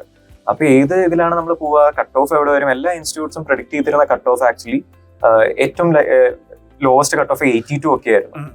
എല്ലാവരും അതിനും മേലോട്ടാ കട്ട് ഓഫ്. ആക്ച്വലി അവസാനം UPSC കട്ട് ഓഫ് പറയുമ്പോൾ 75 വന്നിട്ടുള്ളൂ. അത്ര ലോ. സോ ഭയങ്കര ആ സമയത്ത് ഭയങ്കര ആംബിഗ്യൂറ്റിയാണ് നിലനിന്നിരുന്നത്. സോ അങ്ങനെ എനിക്ക് നല്ല ടെൻസ്ഡ് സിറ്റുവേഷൻ ആയിരുന്നു. ഞാൻ അങ്ങനെ എനിക്ക് അതിന്റെ ഇടയ്ക്ക് എനിക്കൊരു റിഗ്രറ്റ് എന്ന് പറയാനായിട്ടുള്ള ആ സമയത്ത് എനിക്ക് യൂട്ടിലൈസ് ചെയ്യാൻ പറ്റിയില്ല. ആ ഒരു nearly 15 days between prelims and results ഞാൻ ആ ഒരു ടെൻഷനിലും ഇതൊക്കെ, അത് ഞാൻ വേറെ ആളോട് വേണമെങ്കിലും എനിക്ക് പറയുവാണെങ്കിൽ ചെയ്യരുതെന്ന് പറയാനുള്ള കാര്യമാണ്. നമ്മൾ എന്തൊക്കെയാണെങ്കിലും കയറിയാലും ഇല്ലെങ്കിലും this is a long journey, നമ്മൾ കൺസിസ്റ്റന്റ് ആയിട്ട് നിൽക്കേണ്ടതാണ്. So whatever be the result, നമ്മുടെ immediate thing should be to correct our means. We should be start preparing for means. So even ഇപ്പൊ അത് നമ്മളിപ്പോ കയറുന്നില്ല എന്നുണ്ടെങ്കിൽ അത് നമുക്ക് അടുത്ത തവണത്തേക്ക് യൂസ്ഫുൾ ആണ്. ഇതൊരു വേസ്റ്റ് എഫേർട്സ് ഒന്നും അല്ല. ഇപ്പൊ നോട്ട് ഉണ്ടാക്കുന്നതോ പഠിക്കുന്നതോ ഒന്നും. കയറി കഴിഞ്ഞാൽ it gives a tremendous boost. നമ്മൾ already we would be some step ahead of others. സോ അതുകൊണ്ട് അത് യൂട്ടിലൈസ് ചെയ്യണമെന്നേ പറയും. ബട്ട് എനിക്ക് പേഴ്സണലി അത് ചെയ്യാൻ പറ്റിയില്ല due to the unpredictability that was there. So coming to mains, first അറ്റംപ്റ്റിൽ മീൻസ് ക്രാക്ക് എന്ന് പറഞ്ഞാൽ ഇറ്റ്സ് റിയലി ഗുഡ് ഫീൽ. അപ്പം ഈ ഒരു നോട്ട് മേക്കിംഗ്, അപ്പം ഒരു കുട്ടി നോക്കും GS1 ഇത്രയുണ്ട്, GS2 ഇങ്ങനെയുണ്ട്, അപ്പം ഇതിലോട്ട് നോട്ട് മേക്ക് ചെയ്യുക, കറണ്ട് അഫയേഴ്സ് ഇതിലൂടെ ക്രാം ചെയ്യുക, അപ്പം ഒരു 3 months അല്ലെങ്കിൽ 4 months ചെയ്യാന്ന് പറഞ്ഞാൽ near to impossible for sir. അത് എങ്ങനെയാണ് ഒന്ന് മാനേജ് ചെയ്ത് ഓർഗനൈസ് ചെയ്ത് മെയിൻസിൽ പ്യൂർ ഫോക്കസ് ആയിട്ട് ഷോട്ട് കൊടുക്കാൻ പറ്റും? മെയിൻസിനെ സംബന്ധിച്ചിടത്തോളം എൻ്റെ നോട്ട് മേക്കിംഗ് എന്നുള്ള ആദ്യമേ തന്നെ എല്ലാത്തിനും നോട്ട് ഉണ്ടാക്കാൻ എനിക്ക് ആ ടൈം കൺസ്ട്രെയിൻ ഉള്ളത് കൊണ്ട് എനിക്ക് അത് അറിയാമായിരുന്നു. എല്ലാത്തിനും നോട്ട് ഉണ്ടാക്കല് സാധ്യമല്ല എന്നുള്ളത്. സോ റെഡിമെയ്ഡ് ആയിട്ട് നോട്ട്സ് അവൈലബിൾ ആയിട്ടുള്ള ടോപ്പിക്സിന് ഞാൻ അതിനെ തന്നെ റെഫർ ചെയ്തു. അല്ലാതെയുള്ള വളരെ കോർ ടോപ്പിക്സ് ഞാൻ PYQs അനലൈസ് ചെയ്തു ആദ്യമേ. അതേപോലെ തന്നെ most repeated questions go through ചെയ്തിട്ട് അതിന് വേണ്ട നോട്ട്സ് സ്പെസിഫിക് ആയിട്ട് ഉണ്ടാക്കാനാണ് ഞാൻ ആദ്യമേ ശ്രമിച്ചത്. സോ ഹിറ്റ് ഏരിയാസ് നമുക്ക് കൂടുതലായിരിക്കും. മെയിൻസിനെ നമ്മൾ നോക്കിക്കഴിഞ്ഞാലും വളരെ കോർ തീംസ് റിപ്പീറ്റ് ആവുന്ന കാര്യങ്ങളുണ്ട്. സോ ഇതിലാണ് ഞാൻ ഇനീഷ്യൽ ഫോക്കസ് കൊടുത്തതും നോട്ട്സ് ഉണ്ടാക്കിയതും. അതോടൊപ്പം തന്നെ ഈ ഓപ്ഷണലിന്റെ കാര്യം, GS-നെ പോലെ തന്നെ ഓപ്ഷണലും എനിക്ക് ആക്ച്വലി ഓപ്ഷണലും കുറെ ബൾക്കായിട്ട് പഠിക്കേണ്ടതുണ്ടായിരുന്നു. ഞാൻ സെൽഫ് പ്രിപ്പറേഷൻ ആണ് ചെയ്തത്. അപ്പൊ അതിനു വേണ്ടിയും ഞാൻ ബിറ്റ്വീൻ പ്രിലിംസ് ആൻഡ് മെയിൻസ് ആണ് ഞാൻ ഫോക്കസ് ചെയ്തിരുന്നത്. അപ്പൊ അതിന്റെ സമയത്തും എനിക്ക് കുറെ ടൈം ഈക്വലി ഡിവോട്ട് ചെയ്യേണ്ടി വന്നു ഓപ്ഷണലിനും. സോ സൈഡ് ബൈ സൈഡ് ഞാൻ ഓപ്ഷണൽ നോട്ട്സും ഉണ്ടാക്കുന്നുണ്ടായിരുന്നു. ഇതിന്റെയൊക്കെ ഉപരി ഞാൻ ആക്ച്വലി ഫൈനൽ ഇതിനു വേണ്ടി ഒരു ഷോർട്ട് നോട്ട്സും ഉണ്ടാക്കുന്നുണ്ടായിരുന്നു. കാരണം നമുക്ക് before the day of mains നമുക്ക് ഇതൊന്നും ഫുൾ നോട്ട്സ് റിവൈസ് ചെയ്യാൻ സാധിക്കില്ല. അപ്പൊ അതിനുവേണ്ടി ഷോർട്ട് നോട്ട്സ് ആവശ്യമാണ്. അതിനു വേണ്ടിയുള്ള ഷോർട്ട് നോട്ട്സ് ഞാൻ ഉണ്ടാക്കുന്നുണ്ടായി. കറണ്ട് അഫയേഴ്സിനെ സംബന്ധിച്ചിടത്തോളം ഞാൻ ആക്ച്വലി ഒരു എക്സ്റ്റെൻസീവ് ആയിട്ട് കറണ്ട് അഫയേഴ്സ് എന്നുള്ള മാഗസീൻസും എല്ലാം ഫോളോ അപ്പ് ചെയ്യുന്ന വ്യക്തിയായിരുന്നില്ല. എന്റെ sort of current affairs understanding was from news paper. കാരണം ഞാൻ മനസ്സിലാക്കുന്നത് UPSC എക്സ്റ്റെൻസീവ് ആയിട്ട് മാഗസീൻ ഡിപ്പെൻഡ് ചെയ്യുന്നവരെ UPSC ആക്ച്വലി ഉദ്ദേശിക്കുന്നില്ല എന്നുള്ള ഒരു കാര്യമാണ്. നമുക്ക് അണ്ടർസ്റ്റാൻഡിങ് മതി. നമുക്ക് പക്ഷേ ഒരു from the point of view of magazines നമുക്ക് ആവശ്യമില്ല. അതുകൊണ്ട് ഞാൻ ന്യൂസ് പേപ്പർ വായിച്ച് നോട്ട്സ് ഉണ്ടാക്കുന്നുണ്ടായിരുന്നു. ആ വാല്യൂ അഡീഷൻ ഞാൻ ആൻസേഴ്സിലേക്ക് കൊണ്ടുവരാൻ ശ്രമിക്കുന്നുണ്ടായിരുന്നു. സോ ഇതാണ് എന്റെ. സോ എല്ലാത്തിനും ഉപരി എന്നെ കൊണ്ട് പറ്റുന്നതാണ് ഞാൻ ചെയ്യാൻ നോക്കി. I don't want to stress out myself, so I place myself important than the exam. Okay. So I think that helped me. ഇപ്പൊ നമ്മൾ പറയുന്ന പോലെ I want to thank myself to be being with me. Yeah. അത് throughout the phase. അപ്പൊ അത് കൊണ്ടാണ് എനിക്ക് തോന്നുന്നു എക്സാംസ് were much more. ഞാൻ എൻജോയ് ചെയ്യുമായിരുന്നു entire process. So അത് it made the journey easier. The path was much more less hard with that aspect. സാറിന് എന്തെങ്കിലും എനിക്ക് എന്നിട്ട് വിനീത് പറഞ്ഞ എൻജോയബിൾ ആണ് ഈ എക്സാമിനേഷന്റെ പ്രിപ്പറേഷൻ മൊത്തം. ഇടയ്ക്കിടയ്ക്ക് ദുഃഖങ്ങൾ വരാം ഒരു പക്ഷേ, എന്നാലും it's actually very enjoyable journey. പിന്നെ മെയിൻസിന്റെ കാര്യം പറഞ്ഞല്ലോ, ഈ 3 മാസത്തിലൊക്കെ മെയിൻസ് ക്രാക്ക് ചെയ്യുന്ന ആൾക്കാർ ഉണ്ട്. നമുക്ക് കഴിഞ്ഞ വർഷം മീര ഉണ്ടായിരുന്നു. ആള് 3 മാസമാണ് അവളുടെ മെയിൻസ് എക്സാമിനേഷൻ ഒന്ന് കിട്ടിയിട്ടുള്ളൂ. അപ്പോൾ അത് ഷീ ക്രാക്ക് ചെയ്തു, നല്ല മാർക്കിൽ ക്രാക്ക് ചെയ്തു. അപ്പോൾ ആസ്പിറൻസ് മെയിൻസ് എഴുതുന്ന ആൾക്കാർ ശ്രദ്ധിക്കേണ്ട ഒരു കാര്യം എന്ന് വെച്ചാൽ, ഈ മെയിൻസ് എക്സാമിനേഷൻ GS 1, 2, 3, 4 ഈ പേപ്പറുകൾക്കൊക്കെയും ഒരു ഓർഡർ ഉണ്ട്. അതായത് GS ക്വസ്റ്റ്യൻസ് എല്ലാം GS പേപ്പർ 1-ലെ first question is from arts and culture, second question is from that particular area, third modern history. അങ്ങനെ ഓരോ ക്വസ്റ്റ്യൻസും ഓരോ സ്പെസിഫിക് ടോപ്പിക്കിൽ നിന്നാണ് വരുന്നത്. അത് നമ്മൾ ഐഡന്റിഫൈ ചെയ്യാം. ഇനി GS 2 ആണെങ്കിൽ ക്വസ്റ്റ്യൻ നമ്പർ 1 എന്ന് പറയുന്നത് യൂഷ്വലി സെപ്പറേഷൻ ഓഫ് പവർ എന്നുള്ളൊരു തീമിൽ നിന്നായിരിക്കും ചോദ്യം വരിക. അപ്പോൾ അതുപോലെ ഓരോ ചോദ്യങ്ങളും ക്വസ്റ്റ്യൻ നമ്പർ 5-ലേക്ക് വരുമ്പോഴേക്കും ഗവേണൻസിലേക്കോ, അപ്പൊ അങ്ങനെ. ഇനി 3 ആണെങ്കിൽ ഇത് തന്നെയാണ്. 3 ആണെങ്കിലേക്കും first question is from inclusive growth. അതുപോലെ തന്നെ 11th question is again from inclusive growth.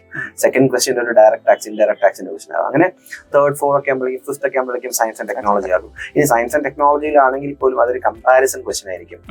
ഒരു വർഷം ചോദിച്ചത് ഹബിൾ ടെലസ്കോപ്പും ജെയിംസ് വെബിന്റെ കമ്പാരിസൺ ആണ്.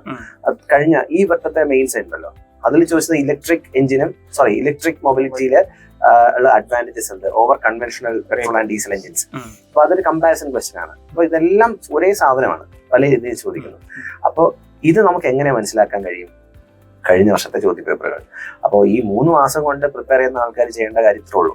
കഴിഞ്ഞ വർഷങ്ങളിലെ ക്വസ്റ്റ്യൻ പേപ്പർ എടുക്കുക, ഓരോ ക്വസ്റ്റ്യനും എവിടെ നിന്നാണ് വന്നിരിക്കുന്നതെന്ന് ഐഡന്റിഫൈ ചെയ്യുക, ആ ടോപ്പിക്സ് റിപ്പീറ്റ് ചെയ്യുന്നുണ്ടെന്ന് മനസ്സിലാക്കുക, ഏതൊക്കെ ക്വസ്റ്റ്യൻസിലാണ് അത് വരുന്നതെന്ന് നോക്കുക, കൃത്യമായിട്ട് ആ ടോപ്പിക്കിനെ സെഗ്രിഗേറ്റ് ചെയ്യുക.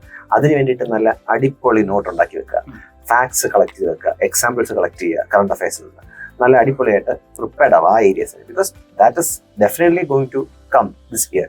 അത് 100% ഉറപ്പാണ്. ആ ഏരിയസ് സെറ്റ് ആക്കി കഴിഞ്ഞാൽ നമുക്ക് ഇച്ചിരി വർക്ക് ചെയ്യാൻ തയ്യാറാണെങ്കിൽ നല്ല സ്കോറിലേക്ക് വരാം. ഇൻഫാക്ട് നമുക്കൊരു 2 ഡിജിറ്റ് റാങ്കിലേക്ക് വരാൻ കഴിയും. അതാണ്, അത്രേ ഉള്ളൂ. പിന്നെ essay എന്ന് പറയുന്നത് ഇപ്പോൾ കഴിഞ്ഞ വർഷവും ഈ വർഷവും നോക്കിക്കഴിഞ്ഞാൽ 22-23 മെയിൻസിന്റെ ആൻസറിൽ കണ്ടല്ലോ, ഇവാലുവേഷനിലെ essayക്ക് ഒരു വ്യത്യാസമുണ്ട്. നല്ല രീതിയിൽ ടൈറ്റ് ആവുന്നുണ്ട് ഇവാലുവേഷൻ. അപ്പൊ essay അത് എന്തുകൊണ്ടെന്ന് വെച്ചാൽ essay is actually kind of a technical writing. അപ്പൊ ആ essay ആയിട്ട് തന്നെ ഡീൽ ചെയ്ത് ആ ടെക്നിക്കൽ റൈറ്റിംഗ് എന്തൊക്കെ വേണം, പാരാമീറ്റേഴ്സ് എന്തൊക്കെയാണ്, ഫ്ലോ എന്താണ്, കൊഹറൻസ് എന്താണ്, അല്ലെങ്കിൽ എക്കോയിങ് എന്നുള്ള സ്ട്രാറ്റജി എന്താണ്, അങ്ങനെ ഇതെല്ലാം കൃത്യമായിട്ട് മനസ്സിലാക്കിയിട്ട് ആസ്പിറൻസ് പഠിക്കുന്നുണ്ട്. നമ്മളും അതിനനുസരിച്ച് പ്രിപ്പയർഡ് ആവണം. അപ്പൊ essayക്ക് മാർക്ക് കൊടുക്കും. അപ്പോൾ ഈ എക്സാമിനേഷൻ ഇവോൾവിംഗ് ആണെങ്കിൽ പോലും അവർ ചോദിക്കുന്ന തീംസ്, ക്വസ്റ്റ്യൻസിന്റെ ടൈപ്സ് ഇതൊക്കെ സെയിം ആണ്. അപ്പോൾ നമ്മൾ പഠിക്കേണ്ട ഏരിയ, സിലബസിനകത്തുള്ള സ്പെസിഫിക് ഏരിയസ് തന്നെയാണ്. ആ ഏരിയ നന്നായിട്ട് പഠിച്ചു കഴിഞ്ഞാൽ നമുക്ക് മെയിൻസ് നന്നായിട്ട് ഈസി ചെയ്യാൻ പറ്റും. യെസ് സർ, അത് തന്നെയാണ് എനിക്കും ഏറ്റവും കൂടുതൽ ഹെൽപ്ഫുൾ ആയിട്ടുള്ളത്. നമ്മുടെ കോർ തീംസ് നമ്മൾ ഐഡന്റിഫൈ ചെയ്ത് അത് അങ്ങനെ തന്നെ റിപ്പീറ്റേഷൻ നമ്മൾ വളരെയധികം നോട്ടീസ് ചെയ്യാവുന്നതാണ്. ഈ കൊല്ലം ആ റിപ്പീറ്റേഷൻ എസ്പെഷ്യലി ഫോർ മെയിൻസ് നമുക്ക് നോട്ട് ചെയ്യാവുന്നതാണ്. സോ ഇതെന്താ ഇതിന്റെ യൂസ്ഫുൾനെസ് എന്ന് പറഞ്ഞാൽ ഈ ക്വസ്റ്റ്യൻസ് ആണ് നമ്മുടെ ഫ്രീ ഹിറ്റ്സ്. സോ നമ്മൾ ഗുഡ് ക്വാളിറ്റി ആൻസേഴ്സ് എഴുതാൻ പറ്റുന്ന ക്വസ്റ്റ്യൻസ് ഒക്കെ ഈ തീംസിൽ നിന്നാണ് വരിക. സോ നമ്മൾ ഒരിക്കലും 20 ക്വസ്റ്റ്യൻസിന് നമുക്ക് ഗുഡ് ക്വാളിറ്റി ആൻസേഴ്സ് നമ്മൾ ആ ടൈം ലിമിറ്റിൽ എഴുതാൻ പറ്റില്ല. പക്ഷെ നമുക്കൊരു kind of 5 to 6 good quality ആൻസേഴ്സും റെസ്റ്റ് ഉള്ള ഒരു ആവറേജ് ആൻസേഴ്സ് എഴുതി കഴിഞ്ഞാൽ തന്നെ we are in a very safe zone. So ആ കൈൻഡ് ഓഫ് തീംസ് ഒക്കെയാണ്. ഇതിനാണ് ഞാൻ അപ്പൊ മാക്സിമം നമ്മൾ ഈ വാല്യൂ അഡീഷനും ഒക്കെ ഏറ്റവും ബെസ്റ്റ് ആയിട്ട് കൊണ്ടുവന്ന് നമുക്ക് എക്സാമിനറിനെ ഇംപ്രസ് ചെയ്യാൻ പറ്റുന്ന ക്വസ്റ്റ്യൻസ് ഇതൊക്കെയാണ്. എനിക്ക് തോന്നുന്നു ഈ ഏരിയാസിലാണ് നമ്മുടെ മെന്റേഴ്സും നമുക്കുള്ള ഹെൽപ്പ് തരുന്ന നമ്മുടെ ഫാക്കൽറ്റീസും ഒക്കെ വളരെ ഇമ്പോർട്ടന്റ് റോൾ പ്ലേ ചെയ്യുന്നത്. ഇത് ഐഡന്റിഫൈ ചെയ്യാനും ഇതിന് വേണ്ട കണ്ടന്റ് തരാനും ഒക്കെ ആയിട്ടുള്ള. സോ എനിക്ക് തോന്നുന്നു എന്റെ ഇതിന്റെ ഉള്ളിൽ അവരും വഹിച്ചിട്ടുള്ള പങ്ക് വളരെയധികം വലുതാണ്. അവരെല്ലാവരും, ഇത് എന്റെ മാത്രം വിജയമല്ല, ഇതിന്റെ ഉള്ളിൽ ഒരു കളക്റ്റീവ് എഫേർട്ടാണ്. എല്ലാവരും ഇട്ടിട്ടുള്ള എഫേർട്സിന്റെ വിക്ടറിയാണ് അറ്റ് ലാസ്റ്റ് നമ്മൾ റിസൾട്ട് വരുമ്പോൾ കാണുന്നത്. ആൻഡ് വൺ മോർ തിങ്, 2019 തൊട്ടുള്ളൊരു ട്രെൻഡ് നോക്കിയാൽ ഈ മെയിൻസ് എക്സാമിനേഷന് ഈ നമ്പർ ഓഫ് റിപ്പീറ്റഡ് തീംസ് എണ്ണം കൂടുകയാണ്. അപ്പോൾ പ്രിലിംസിന്റെ ഡിഫിക്കൽട്ടിയും കൂടുകയാണ്. പക്ഷേ mains is becoming actually a lot more easier with respect to the repetition of topics. അപ്പോൾ നമ്മൾ ആ ടോപ്പിക്സ് ഒന്ന് നന്നായിട്ടൊന്ന് അനലൈസ് ചെയ്ത് കഴിഞ്ഞാൽ, എസ്പെഷ്യലി ഫ്രം 2018 തൊട്ടുള്ള പേപ്പേഴ്സ് ഒന്ന് അനലൈസ് ചെയ്ത് കഴിഞ്ഞാൽ നമുക്ക് സ്പെസിഫിക് ഏരിയാസ് കിട്ടും. അതൊന്ന് നന്നായിട്ട് പ്രിപ്പയർ ചെയ്ത് കഴിഞ്ഞാൽ നമുക്ക് മാർക്ക് കിട്ടും. സർ, ഇപ്പോൾ സാറിന്റെ ഓപ്ഷണൽ ആന്ത്രോപോളജി ആണ്. അപ്പം ഒരു ബിഗിനർ ആദ്യം UPSC ജോലിയിലോട്ട് വരുമ്പോൾ അവന്റെ ഏറ്റവും വലിയൊരു സംശയം ഓപ്ഷനിൽ എന്ത് എടുക്കണം എന്നുള്ള കാര്യം. അപ്പം they are bombarded with marks, score, percentage, ഇത്ര പെർസെന്റേജ് ഉണ്ട്. അപ്പം സാർ ഓപ്ഷൻ സെലക്ട് ചെയ്തപ്പം from an MBBS background medicine എടുക്കാതെ ആൻഡ്രോ മതി എന്ന് തീരുമാനിക്കുകയും എന്തുകൊണ്ടാണ് അത് പെർസ്യൂ ചെയ്തത്? ആക്ച്വലി നമ്മള് ഓപ്ഷൻ സെലക്ഷൻ എന്നുള്ളത് വളരെ ഇമ്പോർട്ടന്റ് റോളാണ് നമ്മുടെ UPSC ജേർണിയിൽ. നമ്മൾ പറയുമ്പോൾ നമ്മുടെ ലൈഫ് പാർട്ട്ണറിനെ എങ്ങനെ ചൂസ് ചെയ്യുന്നോ അത്രയും ഇമ്പോർട്ടന്റ് ആയിട്ട് നമ്മൾ ചൂസ് ചെയ്യണമെന്ന് പറയുന്ന കാര്യമാണ് നമ്മുടെ option. It can break or make us. അപ്പം എന്റെ dilemma was between medical science. ഞാൻ 6 കൊല്ലത്തോളം പഠിച്ച മെഡിക്കൽ സയൻസും ടോട്ടലി പുതിയതായിട്ടുള്ള ആന്ത്രോപോളജിയും തമ്മിൽ ഉള്ളതായിരുന്നു. അപ്പൊ ഞാൻ യൂസ് ചെയ്ത കുറച്ച് ക്രൈറ്റീരിയാസ് ഉണ്ടായിരുന്നു. അതിന്റെ ഏറ്റവും prior thing was interest. Syllabus നോക്കിയിട്ട് അതിൻ്റെ ഉള്ളിൽ ഇൻട്രസ്റ്റ് എന്ന് വെച്ചാൽ മെഡിക്കലിൽ ഇൻട്രസ്റ്റ് ഇല്ല എന്നുള്ളതല്ല, പക്ഷെ മറ്റ് ഫാക്ടേഴ്സ് കൂടെ വരുമ്പോൾ ഉള്ളൊരു കോമ്പിനേഷൻ ഓഫ് ഫാക്ടേഴ്സിന്റെ എഫക്ട് കൊണ്ടാണ് ഞാൻ എടുത്തത്. ഫസ്റ്റ് ഞാൻ നോക്കിയത് ഇൻട്രസ്റ്റ് ആയിരുന്നു. അപ്പൊ എനിക്ക് ആന്ത്രോപോളജിയിൽ നോക്കുമ്പോൾ എവല്യൂഷൻ, അതേപോലെ തന്നെ ജെനറ്റിക്സ്, ഈ ആസ്പെക്ട്സ്, സൊസൈറ്റി, ഈ ആസ്പെക്ട്സ് ഒക്കെ വളരെയധികം എനിക്ക് ഇൻട്രസ്റ്റിംഗ് ആയിരുന്നു. എന്നെ ആ ഒരു നമ്മുടെ സിലബസിൽ തന്നെ നമ്മൾ സാപ്പിയൻസ് വായിച്ചിട്ടുണ്ട്. ഇതിലൊക്കെ നമ്മൾ വളരെയധികം ഡ്രോ ചെയ്യുന്ന ഫാക്ടേഴ്സ് ആണ് ഇത്. സെക്കൻഡ് ഫാക്ടർ ഞാൻ നോക്കിയത് അവൈലബിലിറ്റി ഓഫ് റിസോഴ്സസ് ആണ്.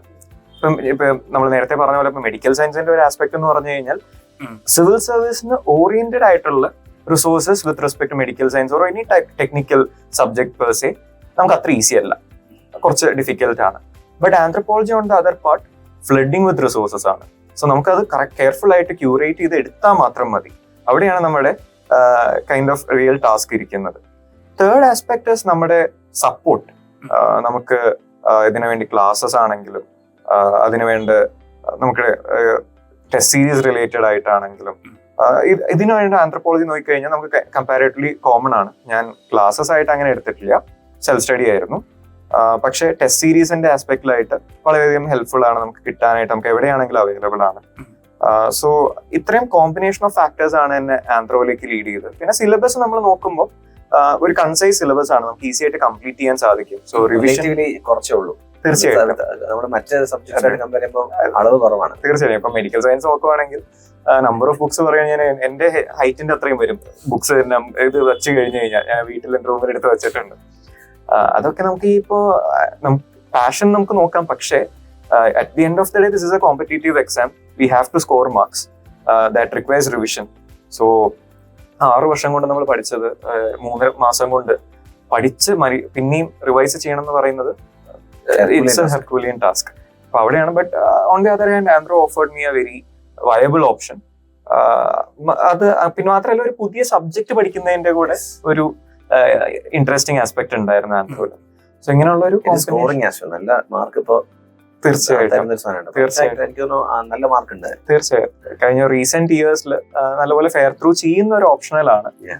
അപ്പൊ ഇത്രയും ഒരു ഫാക്ടേഴ്സ് നമ്മൾ കാര്യം നമ്മൾ പറയും എല്ലാ ഓപ്ഷനിൽ നിന്നും റെപ്രസെന്റേഷൻ ഉണ്ട്, എല്ലാവരും കയറും എന്നൊക്കെ പറഞ്ഞാലും but there are few options that fares well, few options that does not do well. നമ്മൾ അനലൈസ് ചെയ്ത് കഴിഞ്ഞു കഴിഞ്ഞാൽ അപ്പോ അപ്പോ ആ ഒരു ഫാക്ടറോടെയും ചെക്ക് ഇൻ ചെയ്തിട്ടാണ് ഞാൻ ആന്ത്രോപോളജി എടുത്തത്. അപ്പൊ മെയിൻസ് ഓപ്ഷനിൽ വരുമ്പോൾ അപ്പൊ മെയിൻസിൽ വരുമ്പോൾ പ്രിപ്പറേഷൻ ഈസ് ക്വൈറ്റ് സ്ട്രെസ്ഫുൾ. അപ്പം കുട്ടികൾ ചിലപ്പോൾ ഓവർ ഈറ്റ് ചെയ്യും, എക്സസൈസ് കുറയും, ഫിസിക്കൽ ഹെൽത്ത്, മെന്റൽ ഹെൽത്ത് എല്ലാം ഡിറ്റീരിയേറ്റ് ചെയ്യും. അപ്പം ആ ഒരു ഫേസിൽ സാറ് ശരിക്കും സ്ട്രെസ് മാനേജ്മെന്റ് എങ്ങനെയാണ് ചെയ്യുന്നത്? ഈ ഡയറ്റിനും മെന്റൽ ഹെൽത്തിനും അതുപോലെ തന്നെ ഫിസിക്കൽ ഹെൽത്ത് എങ്ങനെയൊക്കെയാണ് സാർ ഫോക്കസ് ചെയ്യുന്നത്? ആക്ച്വലി മെയിൻസിനെ സംബന്ധിച്ചിടത്തോളം ഉള്ളതെന്ന് പറഞ്ഞു കഴിഞ്ഞാൽ നമുക്ക് മെന്റൽ സ്ട്രെസ് മാത്രമല്ല ഫിസിക്കൽ എക്സോഷനും ഭയങ്കര അധികമാണ്. നമ്മള് പ്രിലിംസ് എടുത്താലും ഇന്റർവ്യൂ എടുത്താലും നമുക്ക് മെന്റൽ സ്ട്രെസ് മാത്രമേ കൂടുതലായിട്ടുണ്ടാവും. Physically we don't get exhausted. But mains എടുത്തു കഴിഞ്ഞു കഴിഞ്ഞാൽ നമ്മൾ ആ 3 hours എന്ന് പറഞ്ഞ യുദ്ധമാണ് നടക്കുന്നത്. നമുക്ക് 7 minutes ഒരു ആൻസർ ചെയ്ത് തീർക്കണം, 10 minutes 15 markers ചെയ്ത് തീർക്കണം. അത് 3 hours എന്ന് പറഞ്ഞു കഴിഞ്ഞാൽ അത് കഴിഞ്ഞിട്ട് ഞാൻ പറയാറുണ്ട്, നിങ്ങൾക്ക് 3 hours ഉണ്ടെങ്കിൽ സമയം കളയാനായിട്ടുള്ള ഏറ്റവും നല്ല കാര്യം സിനിമ കാണുന്നതല്ല, ഒരു മെയിൻസ് പേപ്പറിൽ നിന്ന് എഴുതിയാൽ മതി. കാരണം നമ്മള് ആ വാച്ച് ചെയ്യുന്നല്ല നമ്മൾ കണ്ണെടുക്കില്ല, അത്ര ഇതിൽ നമ്മള് നിമിഷ നേരം കൊണ്ടാണ് 3 മണിക്കൂർ പോയി കിട്ടുക. അങ്ങനെയുള്ളത് അപ്പൊ നമ്മൾ ഡെഫിനറ്റ്ലി ടയർഡ് ആവും. അതും എസ്പെഷ്യലി നമ്മളിപ്പം റിയൽ മെയിൻസിന്റെ ഒക്കെ ലാസ്റ്റ് എത്തിക്സ് പേപ്പർ കഴിയുമ്പോഴേക്കും നമ്മുടെ കൈയൊക്കെ നമ്മൾ തീർച്ചയായും മരവിച്ച് ഇങ്ങനെ അത് കഴിഞ്ഞിട്ടുള്ള ഒരു 5 day ഗ്യാപ്പ് ഉണ്ട്. അതിനുള്ള ഫസ്റ്റ് ഡേ നമ്മുടെ മറ്റേ തിരിച്ച് ആരോഗ്യം വീണ്ടെടുക്കാനുള്ള ഇതിനു വേണ്ടി നമ്മൾ ചെയ്യേണ്ടി വരും. അതെ, എസ്സേയും കമ്പൽസറിയും നമുക്ക് വളരെ സുഖമായിട്ട് എഴുതാൻ പറ്റും. ബാക്കിയുള്ളതൊക്കെ നമ്മള് കഷ്ടപ്പെട്ട് ഇരുന്ന് എഴുതുന്നതായിരിക്കും. സപ്ലിമെന്റ് ഒക്കെ കുറെ പേരൊക്കെ സപ്ലിമെന്റ് എടുത്ത് റെഡ് ബുള്ളൊക്കെ കുറിച്ച് എഴുതുന്ന കാൻഡിഡേറ്റ്സ് ഉണ്ട്. അപ്പം അങ്ങനെയാണ് ശരിക്കും ഇതിന്റെ ഉള്ളിലുള്ള ആസ്പെക്ട്. പിന്നെ ഒരു ഡീലിംഗ് വിത്ത് സ്ട്രെസ് എന്നുള്ളത് ഒരു ആസ്പെക്ട് എനിക്ക് പറയാനുള്ളത്, since I am already from a professional background, അതും മെഡിക്കൽ ബാക്ക്ഗ്രൗണ്ട് ആയപ്പോൾ ഞാൻ കോവിഡ് ടൈമിൽ വർക്ക് ചെയ്തിട്ടുള്ളത്. അപ്പൊ ആ സമയത്തൊക്കെ എന്ന് പറഞ്ഞാൽ സ്ട്രെസ് ഓൾറെഡി നമുക്ക് ഒരു സന്തോഷ സഹചാരിയാണ്. അപ്പൊ അവിടെ നിന്നുള്ള ഒരു എക്സ്പീരിയൻസ് കുറെയൊക്കെ എന്നെ ഹെൽപ്പ് ചെയ്തിട്ടുണ്ട്. ബട്ട് സ്റ്റിൽ ഓൾവേസ് നമ്മൾ ഡേ സ്റ്റാർട്ട് ചെയ്യുമ്പോൾ നമ്മൾ ഏറ്റവും പീക്ക് ഓഫ് എനർജിയിൽ നിന്ന് ലാസ്റ്റ് എത്തുമ്പോഴേക്കും നമ്മൾ നൈറ്റ് ഒക്കെ എത്തുമ്പോഴേക്കും എന്നെ കൊണ്ട് നടക്കുന്നു തോന്നുന്നില്ല ഷാജിയേട്ടാ എന്ന് പറയുന്ന രീതിയിലുള്ളതായിരിക്കും നമ്മുടെ കൈൻഡ് ഓഫ് എക്സ്പീരിയൻസ്. പക്ഷെ എനിക്ക് തോന്നുന്നു അവിടെയാണ് ആ ഒരു kind of the next day നമ്മൾ എണീക്കുമ്പോൾ ആ രാത്രി അത്ര ആവുന്നതെന്ന് പറഞ്ഞാൽ ഇറ്റ്സ് ഗുഡ് എന്നാണ് എനിക്ക് തോന്നുന്നത്. കാരണം that means we are stressing beyond our limits, we are doing our best. But next day we should ensure that we wake up with utmost energy level. തിരിച്ച് അതേ ഹിറ്റിംഗ് ബാക്ക് ദി മറ്റേ ഇപ്പോൾ reading room ആണെങ്കിൽ അവിടെ എത്തി നമ്മുടെ same procedure ആ consistency maintain ചെയ്യാന്നുള്ളത്. ഈ ഒരു എക്സാമിൽ എനിക്ക് തോന്നിയിട്ടുള്ളത് നമുക്ക് എക്സ്ട്രാ ഓർഡിനറി കാര്യങ്ങളൊന്നും ചെയ്യേണ്ട ആവശ്യമില്ല. നമുക്ക് ഓർഡിനറി ആയിട്ടുള്ള കാര്യങ്ങൾ കൺസിസ്റ്റന്റ് ആയിട്ട് ഡേ ഇൻ ഡേ ഔട്ട് ചെയ്തുകൊണ്ടിരുന്നാൽ തന്നെ നമുക്ക് ഇതിന്റെ ഉള്ളിൽ സക്സസ് ആവാം എന്നുള്ളതാണ് എനിക്ക് മനസ്സിലായിട്ടുള്ളത്. സോ അതാണ് ഞാൻ എൻഷുർ ചെയ്യാൻ നോക്കിയത്. സാർ പറഞ്ഞു ഡോക്ടറായിരുന്നു, കോവിഡ് ടൈമിൽ പ്രാക്ടീസ് ചെയ്തു. അപ്പം ഓൾറെഡി ഒരു പ്രൊഫഷണൽ ബാക്ക്ഗ്രൗണ്ട്. അപ്പം പുറത്തുനിന്നുള്ള ആൾക്കാർ നോക്കുമ്പോൾ ആ ഫസ്റ്റ് അറ്റംപ്റ്റ് കിട്ടി, ആ ഓൾറെഡി ഡോക്ടർ, ഓൾറെഡി ബ്രില്യന്റ്. പക്ഷെ there is always some challenges. അപ്പം സാർ മെയിൻസിൽ ഫേസ് ചെയ്തിട്ടുള്ള ഏറ്റവും ബിഗ്ഗസ്റ്റ് ഒരു ടോപ്പ് 3 challenges എന്താണെന്ന് ചോദിച്ചാൽ സാറിന് പറയാൻ പറ്റും?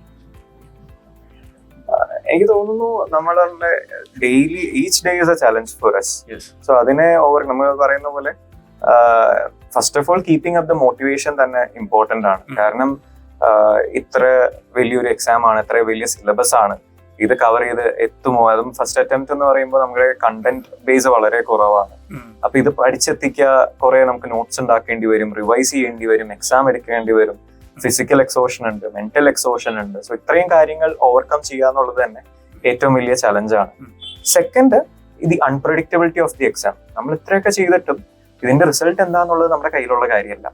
എഗെയിൻ അപ്പൊ അതിന്റെ ഉള്ളിൽ ചെയ്ത് ഇനിയിപ്പോ പിന്നെയും അടുത്ത നെക്സ്റ്റ് ലെവൽ എന്താവും, ചെയ്ത് എഴുതി തീർക്കാൻ പറ്റുമോ, അല്ലെങ്കിൽ ഇത് സക്സസ്ഫുൾ ആവുമോ എന്നുള്ള ആസ്പെക്ട് ഉണ്ട്.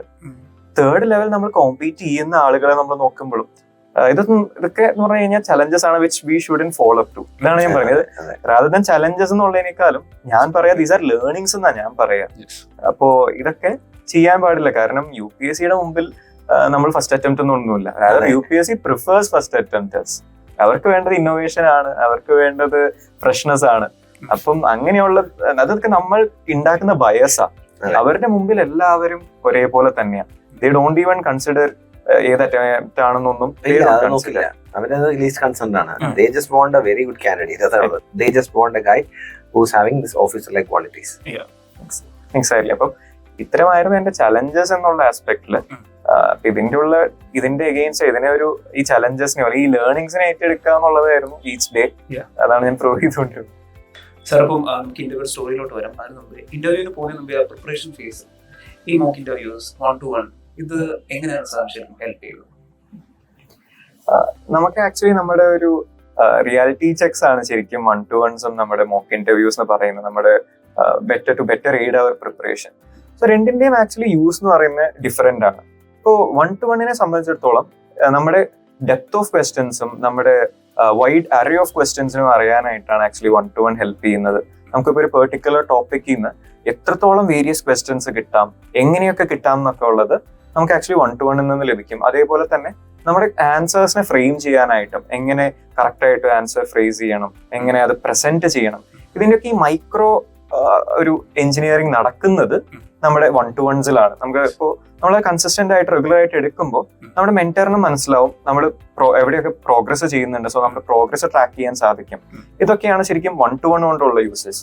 പാനൽ മോക്ക് കൊണ്ടുള്ള യൂസസ് എന്ന് പറയുന്നത് നമ്മുടെ ശരിക്കും റിയൽ ഡേയിലോട്ട് നമ്മളെ റെഡി ആക്കുക എന്നുള്ളതാണ്. ആ സിറ്റുവേഷനും ആ എക്സ്പീരിയൻസും ആ 5-member ബോർഡിനെ എങ്ങനെ ഹാൻഡിൽ ചെയ്യാം, ഓരോ മെമ്പേഴ്സ് ടോട്ടലി ഡിഫറെന്റ് ആസ്പെക്റ്റിൽ നിന്നായിരിക്കും ക്വസ്റ്റ്യൻസ് ചോദിക്കുന്നുണ്ടാവുക. അപ്പൊ ഈ sudden switching of our dimensions എങ്ങനെ പോസിബിൾ ആക്കാം, എല്ലാവർക്കും കൺവിൻസിംഗ് ആയിട്ടുള്ള രീതിയിൽ നമ്മുടെ ബോഡി ലാംഗ്വേജ്, നമ്മുടെ യൂസ് ചെയ്യുന്ന നോർമൽ കമ്മ്യൂണിക്കേറ്റീവ് ലാംഗ്വേജ്, നമ്മുടെ kind of the theoretical knowledge that we have, our management of situation, the pressure situations, ഇതൊക്കെ വളരെ ഇമ്പോർട്ടൻ്റ്. ഇതൊക്കെയാണ് ശരിക്കും നമ്മുടെ പാനൽ ഇന്റർവ്യൂവിൽ നിന്ന് ലഭിക്കുക. പിന്നെ കുറെ പ്രോബബിൾ ക്വസ്റ്റ്യൻസും, കാരണം നമ്മുടെ ഡാഫ് കാണുന്ന ഒരു വ്യക്തിക്ക് സഡൻ ആയിട്ട് തോന്നുന്ന എന്തൊക്കെ ചോദിക്കാൻ തോന്നുന്ന ക്വസ്റ്റ്യൻസ്, ഒരു ഇൻക്വിസിറ്റീവ്നെസ് ഡെഫിനറ്റ്ലി ഉണ്ടാവും, കുറച്ച് നമുക്ക് ഇൻട്രസ്റ്റിംഗ് കാര്യങ്ങൾ.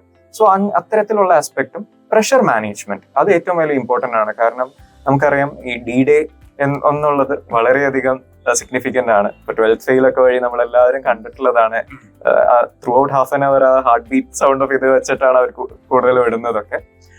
എനിക്ക് തോന്നുന്നു റിയൽ ആയിട്ട് ചിലപ്പോൾ അത് കണ്ടിട്ട് പോകുന്നവരായിരിക്കും കൂടുതലായിട്ട് ടെൻഷൻ അടിക്കുക എന്നുള്ളത്. അതെ, നമ്മൾ സാധാരണ ചുമ്മാ പോയാൽ നമുക്ക് ടെൻഷൻ ഉണ്ടാവില്ല. നമ്മളിതൊക്കെ പോകുമ്പോൾ ദൈവം ഈ സമയത്താണല്ലോ ഇതിന്റെ മ്യൂസിക് വരുന്നതെന്നൊക്കെ ആലോചിച്ചിട്ടായിരിക്കും കൂടുതൽ ടെൻഷൻ വരുന്നുണ്ടാവുക. അപ്പൊ ഇത്തരം കാര്യങ്ങളൊക്കെ നമ്മളെ റെഡി ആക്കുക എന്നുള്ളതാണ് പാനൽ ഇന്റർവ്യൂവിൻ്റെത്. ബട്ട് ഇതിന്റെയൊക്കെ ഏറ്റവും ബ്യൂട്ടി എന്ന് വെച്ച് കഴിഞ്ഞാൽ റിയൽ ഇന്റർവ്യൂ ഇതേപോലെ ഒന്നുമല്ല, ടോട്ടലി ഡിഫറെന്റ് ആണ്. നമ്മൾ പലവട്ടം പറഞ്ഞിട്ടുണ്ട്. അതെ, തീർച്ചയായും നമ്മൾ നേരത്തെ പറഞ്ഞ റിയൽ ഇന്റർവ്യൂ ഇവിടെ ഓൾവേസ് സാറ് പറഞ്ഞിട്ടുള്ള റിയൽ ഇന്റർവ്യൂ നമുക്ക് എപ്പോഴും ഒരു പ്ലസന്റ് എക്സ്പീരിയൻസ് തരും. ആ പറഞ്ഞ പോലെ തന്നെയായിരുന്നു റിയൽ ഇന്റർവ്യൂ കൊണ്ട് വളരെ പ്ലസന്റ്. എനിക്ക് തോന്നുന്നു മോക്സ് ഒക്കെ എല്ലാം വെച്ച് നോക്കിയാൽ ഏറ്റവും പ്ലസന്റ് ആയിട്ട് പെരുമാറിയത് റിയൽ ബോർഡായിരുന്നു. അവർ ആക്ച്വലി ഭയങ്കര നമ്മള് കേൾക്കാനും ഒക്കെ റെഡി ആയിട്ട്, കാരണം നമ്മൾ കഴിഞ്ഞിറങ്ങുമ്പോൾ we had a good conversation എന്നുള്ള ഒരു പ്ലസന്റ് മൂഡ് നമുക്ക് തരുന്ന രീതിയിലായിരുന്നു റിയൽ ഇന്റർവ്യൂ നടന്നത്. സാർ, നമുക്ക് ഇന്റർവ്യൂ സ്റ്റോറിയിലോട്ട് തന്നെ നടത്താം. അപ്പം മെയിൻസിന്റെ റിസൾട്ട് വരുന്നു, ഇന്റർവ്യൂ ലിസ്റ്റിൽ വരുന്നു.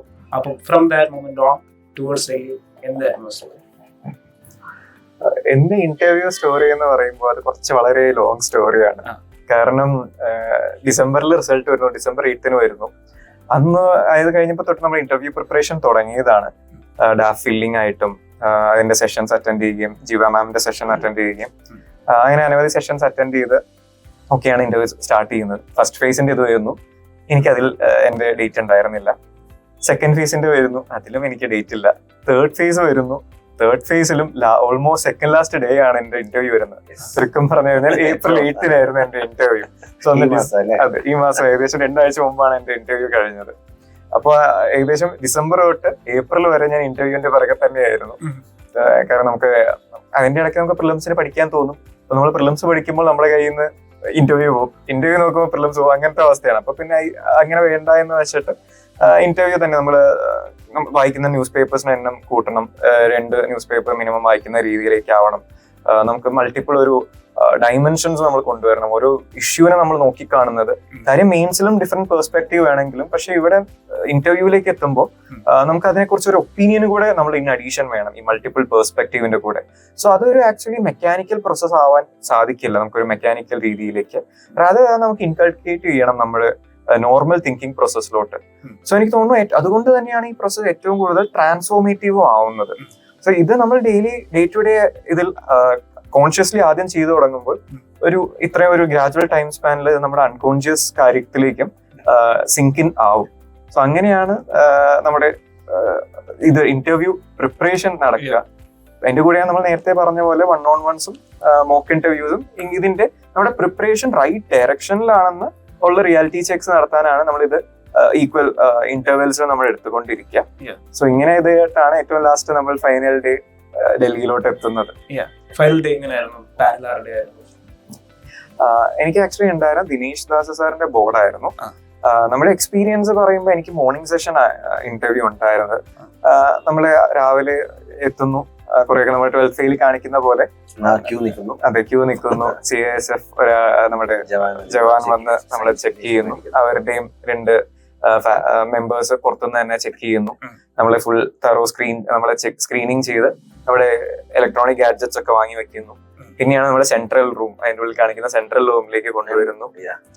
സെൻട്രൽ ഹാളിൽ കൊണ്ടുവന്ന് നമ്മളെല്ലാവരും നമ്മുടെ ഗ്രൂപ്പ് അത് നമ്മുടെ പാനൽ ആ ബോർഡിന്റെ പോകുന്ന കാൻഡിഡേറ്റ്സ് ആണ് നമുക്ക് ചുറ്റും ഇരിക്കുന്നുണ്ടാവുക. ആ റൂമും വളരെ രസകരമായിട്ടുള്ള കാര്യമാണ്. ഒരു സൈഡിൽ നമുക്ക് റിഫ്രഷ്മെന്റ്സ് ഉണ്ടാവും, പക്ഷെ ആരും തന്നെ എടുക്കുന്നുണ്ടാവില്ല. ആ കൈൻഡ് ഓഫ് ഒരു പാനിക് ആയിട്ടിരിക്കുന്ന സമയത്ത് ആർക്കും എങ്ങനെയെങ്കിലും എല്ലാവരും ഫൈറ്റും ചെയ്യാൻ പറ്റിയ ഒരു സൈഡില് ന്യൂസ് പേപ്പർ ഉണ്ടാവും. Various news paper all available dailies അവിടെ വെച്ചിട്ടുണ്ടാവും. അതെടുത്ത് വായിക്കാനായിരിക്കും കൂടുതൽ എല്ലാവരും റഷ്യൻ ചെയ്യുന്നുണ്ടാവുക. സോ അതിന്റെ ഇടയ്ക്ക് ഓൾമോസ്റ്റ് 1 hourന്റെ നമ്മുടെ സ്ക്രീനിങ് ഉണ്ട്, നമ്മുടെ ചെക്ക് ഉണ്ട്, നമ്മുടെ ഡോക്യുമെന്റ്സിന്റെ ഒക്കെ. അതിനുശേഷം പതുക്കെ വിളിച്ചു തുടങ്ങും. ഞാൻ സെക്കൻഡ് മെമ്പർ ആയിരുന്നു പോവാനായിട്ട്. സോ ഫസ്റ്റ് കാൻഡിഡേറ്റിനെ വിളിച്ച് ഓൾമോസ്റ്റ് ഒരു 20 minutes കഴിഞ്ഞപ്പോൾ എന്നെ വിളിച്ചു. ദിനേശ് ദാസ് സാറിന്റെ ബോർഡിന്റെ വെളിയിൽ ആക്ച്വലി കുറച്ച് നേരം ഇരിക്കേണ്ടി വരും നമുക്ക് നോർമലി. പക്ഷെ അത് എന്റെ വെയിറ്റിംഗ് ടൈം കുറച്ച് കൂടുതലായിരുന്നു. നോർമലി 5 to 10 minutes ആണ് നമുക്ക് ഉണ്ടാവുക. പക്ഷെ എന്നെ ഏകദേശം ഒരു അരമണിക്കൂറിന് മേലെ അവിടെ വെയിറ്റ് ചെയ്യിപ്പിക്കേണ്ടി വന്നു. കാരണം മുമ്പത്തെ കാൻഡിഡേറ്റ് കുറച്ച് എക്സ്റ്റെൻഡഡ് ആയി. പിന്നെ അവർക്ക് ടീ ബ്രേക്ക് വന്നു. ഈ സമയത്തൊക്കെ എന്ന് പറഞ്ഞാൽ നമ്മൾ ആക്ച്വലി എനിക്ക് ആക്ച്വലി ഓർമ്മ വന്നത് നമ്മുടെ ഓപ്പറേഷൻ തിയേറ്ററിന്റെ വെളിയിൽ ഇരിക്കുന്ന പോലെയാണ്. കാരണം എക്സാക്ട്ലി നമ്മൾ പുറത്ത് ലൈറ്റ് കത്തി കിടക്കും. കാൻഡിഡേറ്റിന്റെ ഇന്റർവ്യൂ നടക്കുമ്പോൾ റെഡ് ലൈറ്റ് കത്തി നിൽക്കും, പിന്നെ ഓഫ് ആവുക ചെയ്യുക അവർ ഇറങ്ങുമ്പോൾ. എനിക്ക് എന്റെ ഓർമ്മയിൽ മെഡിക്കൽ ലൈഫിൽ നിന്നൂടെ ആയപ്പോൾ എനിക്ക് മറ്റേ ഇതൊക്കെയാണ് ഓർമ്മ വന്നത്. അതിനുശേഷം അവര് ഫസ്റ്റ് കോളിംഗ് ബെല്ല് തരും നമ്മൾ റെഡി ആവാൻ. സെക്കൻഡ് കോളിംഗ് ബെല്ല് അവര് തുറന്ന് തന്ന് അങ്ങനെ ഉള്ളിലോട്ട് കയറാനാണ് പറഞ്ഞത്. എനിക്ക് 5 member ബോർഡാണ്. അതിന്റെ ഉള്ളിൽ 4 male മെമ്പേഴ്സും ഒരു ഫീമെയിൽ മെമ്പറും ആണ് ഉണ്ടായിരുന്നത്. ബോർഡിന്റെ ഓവറോൾ നേരത്തെ പറഞ്ഞ പോലെ വളരെ കോഡിയലായിട്ടുള്ള ഒരു ബോർഡായിരുന്നു. നമ്മൾ ശരിക്കും ഇന്ററാക്ട് ചെയ്യാൻ താല്പര്യം, നമ്മളെ അറിയാൻ താല്പര്യപ്പെടുന്ന, നമ്മളെ കേൾക്കാൻ താല്പര്യപ്പെടുന്ന ഒരു ബോർഡ്. എനിക്ക് കുറച്ച് സമയങ്ങളിലൊക്കെ ലെങ്ത് ഓഫ് ആൻസേഴ്സ് കൂടുതലാണ് എന്നൊക്കെ പറഞ്ഞിട്ടില്ല. പക്ഷെ real board actually they wanted more comments. Mock interview എടുക്കുമ്പോഴേക്കും അങ്ങനെ നമുക്ക് പല വിഭിന്നമായ കമന്റ്സ് കിട്ടാറുണ്ട്. ലെങ്ത് കൂടുതലാണ്. പക്ഷെ ആക്ച്വലി നമ്മുടെ നാച്ചുറൽ ഫ്ലോ ലെങ്ത് ഓക്കെ ഒരു പർട്ടിക്കുലർ ടൈം ഫ്രെയിം വേണം, എന്നാലും നമ്മുടെ നാച്ചുറൽ ഫ്ലോ തന്നെ പോകുന്നതാണ് നല്ലത്. അതിപ്പോ നമുക്ക് അത് എസ്പെഷ്യലി വിനീത് നന്നായിട്ട് സംസാരിക്കുന്ന ആളും കൂടിയാണ്. അപ്പൊ അന്ന് നമ്മളത് പറഞ്ഞു ഓർമ്മയുണ്ടാവില്ല. തീർച്ചയായിട്ടും. കാരണം നമ്മൾ ലെങ്ത് ഓഫ് ആൻസേഴ്സ് വളരെ സബ്ജക്റ്റീവ് ആണ് എന്നുള്ള കാര്യവും UPSC ആക്ച്വലി കൂടുതൽ കേൾക്കാൻ താല്പര്യപ്പെടുന്ന പാനലാണ് സാറ് ഞാൻ പോകുന്നതിന് മുമ്പ് പറഞ്ഞിട്ടുണ്ടായിരുന്നു. അതേപോലെ എനിക്ക് അവിടെ നിന്ന് തോന്നിയതും അത് തന്നെയാണ്. ബിക്കോസ് എസ്പെഷ്യലി നമ്മൾ നമ്മുടെ എക്സ്പീരിയൻസസ് ഒക്കെ പറയുമ്പോൾ എൻറ്റയർ പാനൽ വളരെ കെയർഫുൾ ആയിട്ട് ശ്രദ്ധിച്ചിരിക്കുകയും നമ്മളെ നോട്ട് ചെയ്യുകയും സ്മൈൽ ചെയ്യുകയും ഒക്കെ ചെയ്യുന്നുണ്ടായിരുന്നു. കൈൻഡ് ഓഫ് ക്വസ്റ്റ്യൻസ്, എന്റെ കൈൻഡ് ഓഫ് ഇന്റർവ്യൂലെ questions was more or less related to my DAF. എനിക്ക് സ്റ്റാർട്ട് ചെയ്യുന്നത് തന്നെ എനിക്ക് ഫുട്ബോൾ ഇൻട്രസ്റ്റ് ഞാൻ വെച്ചിട്ടുണ്ടായി ഹോബീസിൽ. എന്റെ ഫസ്റ്റ് ക്വസ്റ്റ്യൻ തന്നെ അതിന് മുമ്പത്തെ ദിവസം നൈറ്റ് നടന്ന ലിവർപൂൾ വേഴ്സസ് മാഞ്ചസ്റ്റർ യുണൈറ്റഡ് മാച്ചിന്റെ റിസൾട്ട് എന്തായിരുന്നു, അതിന്റെ മാച്ച് അനാലിസിസ് പറയുവാനും അതിന്റെ historic reason of their rivalry പറയാനും അങ്ങനെയൊക്കെ വെച്ചിട്ടാണ് തുടങ്ങുന്നത്. അതിനുശേഷം ബോർഡ് ചെയർമാൻ ഇതിലാണെങ്കിലും എന്റെ മെഡിക്കൽ ഇതിലോട്ട് പോയിരുന്നു. ഇൻട്രസ്റ്റിംഗ് ക്വസ്റ്റൻ ആയിട്ട് കഴിഞ്ഞ 10 to 20 കൊല്ലത്തില് വന്നിട്ടുള്ള ഏതെങ്കിലും പുതിയ ഡിസീസ്, മുമ്പൊന്നും ഉണ്ടാവാത്ത ഡിസീസ് പറയൂ, അതിന്റെ റീസൺസ് പറയൂ, അങ്ങനെയുള്ള രീതിയിലൊക്കെ മെഡിക്കലും ടച്ച് ചെയ്തിട്ടുണ്ടായിരുന്നു. എനിക്ക് അടുത്ത മെമ്പേഴ്സ് നോക്കിയാലും ഒരു മെമ്പർ കംപ്ലീറ്റ് ആയിട്ട് നമ്മൾ discussion mode related to technology ആയിരുന്നു. കാരണം technology adoption leads to job losses ആണല്ലോ. സോ ആ ജോബ് ലോസ് ആണെങ്കിൽ എന്തിനാ നമ്മൾ ടെക്നോളജി അഡോപ്റ്റ് ചെയ്യാതിരിക്കുന്നതല്ലേ നല്ലത്? സോ അഡോപ്റ്റ് ചെയ്യണ്ട എന്നുള്ളതാണ് എന്റെ opinion. What is your opinion എന്നുള്ള രീതിയിലായിരുന്നു ചോദിച്ചത്. അതിനുശേഷമുള്ള മൊത്തം ഇന്റർവ്യൂ പോയത് എന്റെ ഒപ്പീനിയൻ വെച്ചിട്ടായിരുന്നു. ലൈക്ക് ബേസിക്കലി നമ്മുടെ ഒരു കോൺവെർസേഷൻ പോലെ നമ്മുടെ ഡീപ് ഫേക്ക് റിലേറ്റഡ് ആയിട്ടും ടെക്നോളജി റെഗുലേഷൻ റിലേറ്റഡ് ആയിട്ടും എങ്ങനെയൊക്കെ നമ്മുടെ ഫ്രീ ആൻഡ് ഫെയർ ഇലക്ഷൻസിനെ, എസ്പെഷ്യലി മൈക്രോസോഫ്റ്റ് നമുക്കൊരു വാർണിംഗ് തന്നിട്ടുണ്ടായിരുന്നു with regard to China.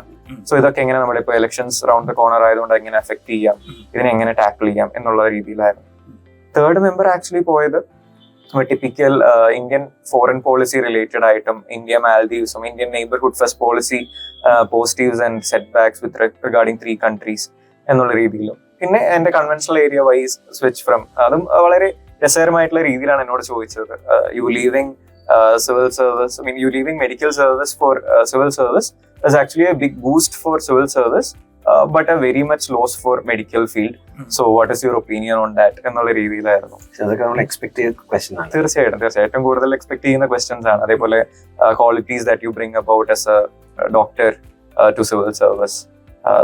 Last second last lady member ചോദിച്ചത് എന്നോട് ഹെൽത്ത് റിലേറ്റഡ് തന്നെയായിട്ടായിരുന്നു, medical related. Expansion of medical colleges actually നല്ലതാണോ, അവിടെ അത്രയും വേക്കൻസീസ് ഉള്ളത് നമുക്ക് ഒരു ഹിൻഡ്രൻസ് അല്ലേ? സോ അങ്ങനെ വെറുതെ ഫിസിക്കൽ ഇൻഫ്രാസ്ട്രക്ചർ എക്സ്പാൻഡ് ചെയ്തിട്ട് എന്തെങ്കിലും കാര്യമുണ്ടോ എന്നുള്ള കൈൻഡ് ഓഫ് ക്വസ്റ്റ്യൻസ് ആയിരുന്നു.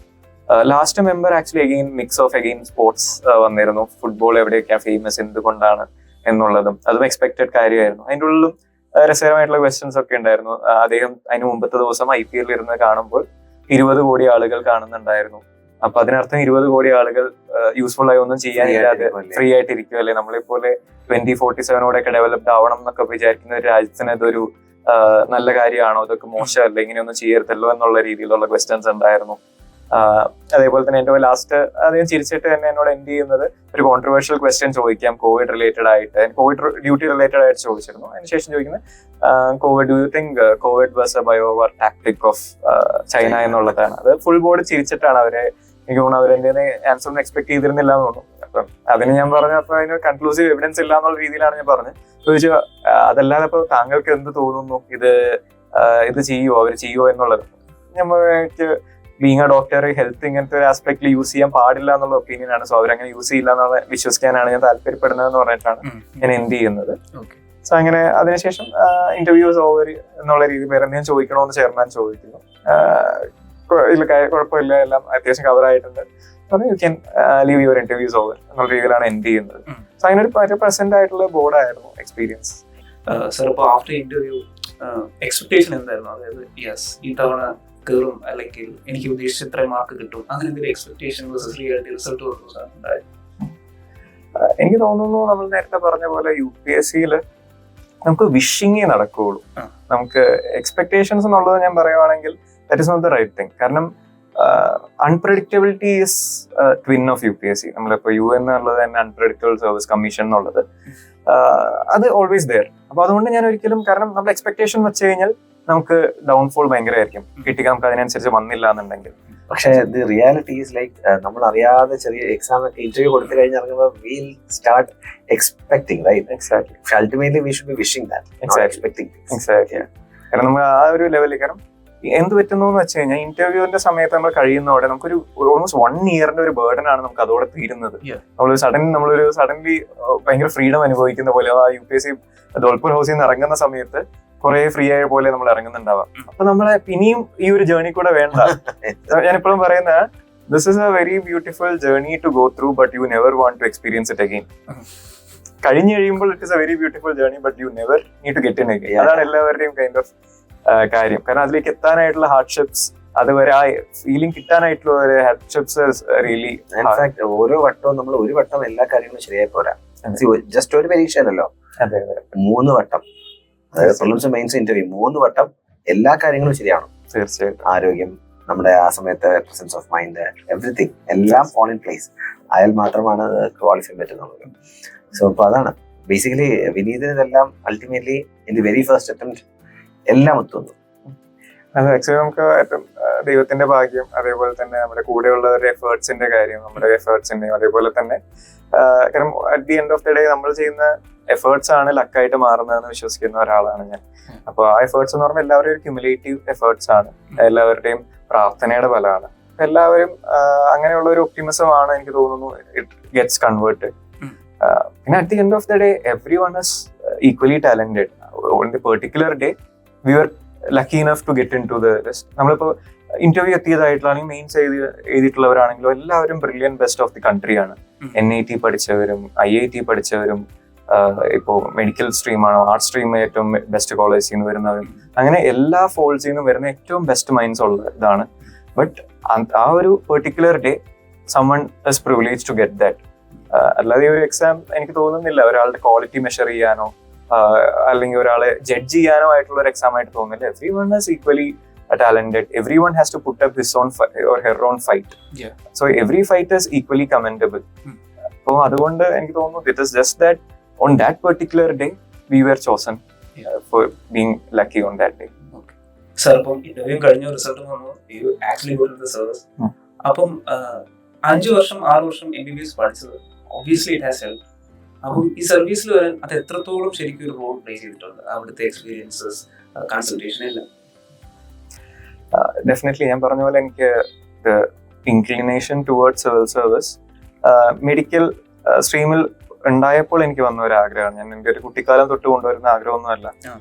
മെഡിക്കൽ ഡോക്ടർ ആവണം, PG ചെയ്യണം, അങ്ങനെ അവിടെ സ്പെഷ്യലൈസ് ചെയ്യണം, അങ്ങനെയൊക്കെ ഉള്ള ആഗ്രഹം കൊണ്ട് MBBS സ്ട്രീമിലോട്ട് പോയ ആളാണ് ഞാൻ. അവിടെ നിന്നുണ്ടായിരുന്ന എക്സ്പീരിയൻസസ് ആണ് ആക്ച്വലി എന്നെ സിവിൽ സർവീസ് എന്നുള്ള ആസ്പെക്ടിലോട്ട് തന്നെ ഫ്യൂവലിൻ ചെയ്യുന്നത്. എസ്പെഷ്യലി ഹൗസ് സർജൻസി ചെയ്യുമ്പോൾ ഉണ്ടായിട്ടുള്ള ആ സമയത്താണ് എനിക്ക് തോന്നുന്നു നമ്മുടെ സൊസൈറ്റി ആയിട്ട് ഏറ്റവും കൂടുതൽ ഇന്ററാക്ഷൻ വരുന്ന ഫീൽഡാണ് മെഡിക്കൽ ഫീൽഡ്. വേറൊരു ഫീൽഡിനും ഇത്രയും ഇന്ററാക്ഷൻ വരുന്നുണ്ടാവില്ല. അതും എൻ്റെ ഭാഗ്യത്തിനെന്ന് തന്നെ ഞാൻ പറയും. കോവിഡ് സമയത്ത് വർക്ക് ചെയ്യാനുള്ള, അതും സെക്കൻഡ് വേവിലും തേർഡ് വേവിലും വർക്ക് ചെയ്യാനുള്ള ഭാഗ്യം എനിക്ക് ഉണ്ടായിരുന്നു. ഞാൻ സ്റ്റാർട്ട് ചെയ്യുമ്പോൾ, എൻ്റെ ഹൗസ് സർജൻസി സ്റ്റാർട്ട് ചെയ്യുമ്പോൾ സെക്കൻഡ് വേവ് ഏറ്റവും കൂടുതൽ ഹൈ ആയിട്ട് നിൽക്കുന്ന സമയമാണ്. നമ്മൾ വളരെയധികം യങ് ഏജ് ഡെത്ത്സും ആംബുലൻസിന്റെ ക്യൂവും ബെഡ് കിട്ടാതെയുള്ള അവസ്ഥയും ഓക്സിജൻ ഡെഫിഷ്യൻസിയും ഇതൊക്കെ വെച്ചിട്ടാണ്. But suddenly how our governance system evoke that response towards that, നമ്മൾ എങ്ങനെ അതിനെ ഫസ്റ്റ് ഹാൻഡ് മാനേജ് ചെയ്തു. അതൊരു കോർഡിനേറ്റഡ് എഫേർട്സ് ആയിരുന്നു from the part of doctors, from the part of administration. അവിടെയാണ് ഞാൻ അഡ്മിനിസ്ട്രേഷന്റെ കൈൻഡ് ഓഫ് ഇമ്പാക്ട് മനസ്സിലാക്കുന്നത്. സോ അവിടെ നിന്നോട്ടുള്ള ഇൻസ്പിറേഷൻ ആണ് പിന്നീട് അങ്ങോട്ട് എന്നെ ഹെൽപ്പ് ചെയ്തിട്ടുള്ളതും. നമ്മൾ ഓരോ ആളുകളായിട്ട് കൺവേഴ്സ് ചെയ്യുമ്പോൾ അവരുടെ ജീവിതങ്ങളും, കാരണം നമ്മളെ സംബന്ധിച്ചിടത്തോളം ഓരോ പേഷ്യന്റ് എന്നുള്ളത് ഓരോ ജീവിതമാണ്. ഓരോ ജീവിതവും നമുക്ക് നൽകുന്ന ഓരോ സന്ദേശങ്ങളാണ്. അപ്പം അതാണ് നമുക്ക് പ്രാവർത്തികമാക്കാൻ സാധിക്കുക. എനിക്ക് തോന്നുന്നു ഒരു അഡ്മിനിസ്ട്രേറ്റർ എന്നുള്ള നിലയിലും നമുക്ക് കേറ്റർ ചെയ്യേണ്ടത് ഇത്തരം ആളുകളുടെ ആവശ്യകതകളിലേക്കാണ്. അവരുടെ ലൈഫ് എങ്ങനെ ബെറ്റർ ആക്കാം എന്നുള്ളതാണ്. ഇപ്പം മെഡിക്കൽ സ്ട്രീമിൽ നിൽക്കുമ്പോൾ നമ്മൾ കൊടുക്കുന്നത് സെക്കൻഡറി പ്രിവെൻഷൻ ആണ്. അവർക്ക് വന്ന അസുഖത്തിനെ നമ്മൾ ട്രീറ്റ് ചെയ്ത് കൊടുക്കുന്നു എന്നുള്ളതിനേക്കാൾ എനിക്ക് വേണ്ടിയിരുന്നത് അവിടെ ഒരു പ്രൈമറി പ്രിവെൻഷൻ എന്നുള്ളൊരു ആസ്പെക്റ്റ് ആണ്. സോ സൊസൈറ്റിയിലോട്ട് ഇറങ്ങിച്ചെന്ന് അവിടെ ഇതിനെ വരാതെ രീതിയിലാക്കുക, അവർക്ക് ബെറ്റർ ലൈഫ് കൊടുക്കുക എന്നൊക്കെയുള്ള aspect is only possible through administration. So അത്തരം എക്സ്പീരിയൻസസ് ഒക്കെ എനിക്ക് ഹോസ്പിറ്റലിൽ നിന്നുള്ളതാണ് കിട്ടി ഉള്ള ഫ്യൂവലിൻ ചെയ്തിട്ടുള്ളത്. അതേപോലെ തന്നെ നമ്മുടെ എംപതി ആൻഡ് കമ്പാഷൻ, നമ്മൾ എത്രത്തോളം ആളുകളുടെ വേദനയും കഷ്ടപ്പാടും കണ്ട് നമ്മൾ മൂഡ് ഓൺ ആവുന്നു എന്നുള്ള ഒരു ആസ്പെക്ട് ഹോസ്പിറ്റലിൽ നിന്ന് തന്നെ വരുന്നതാണ്.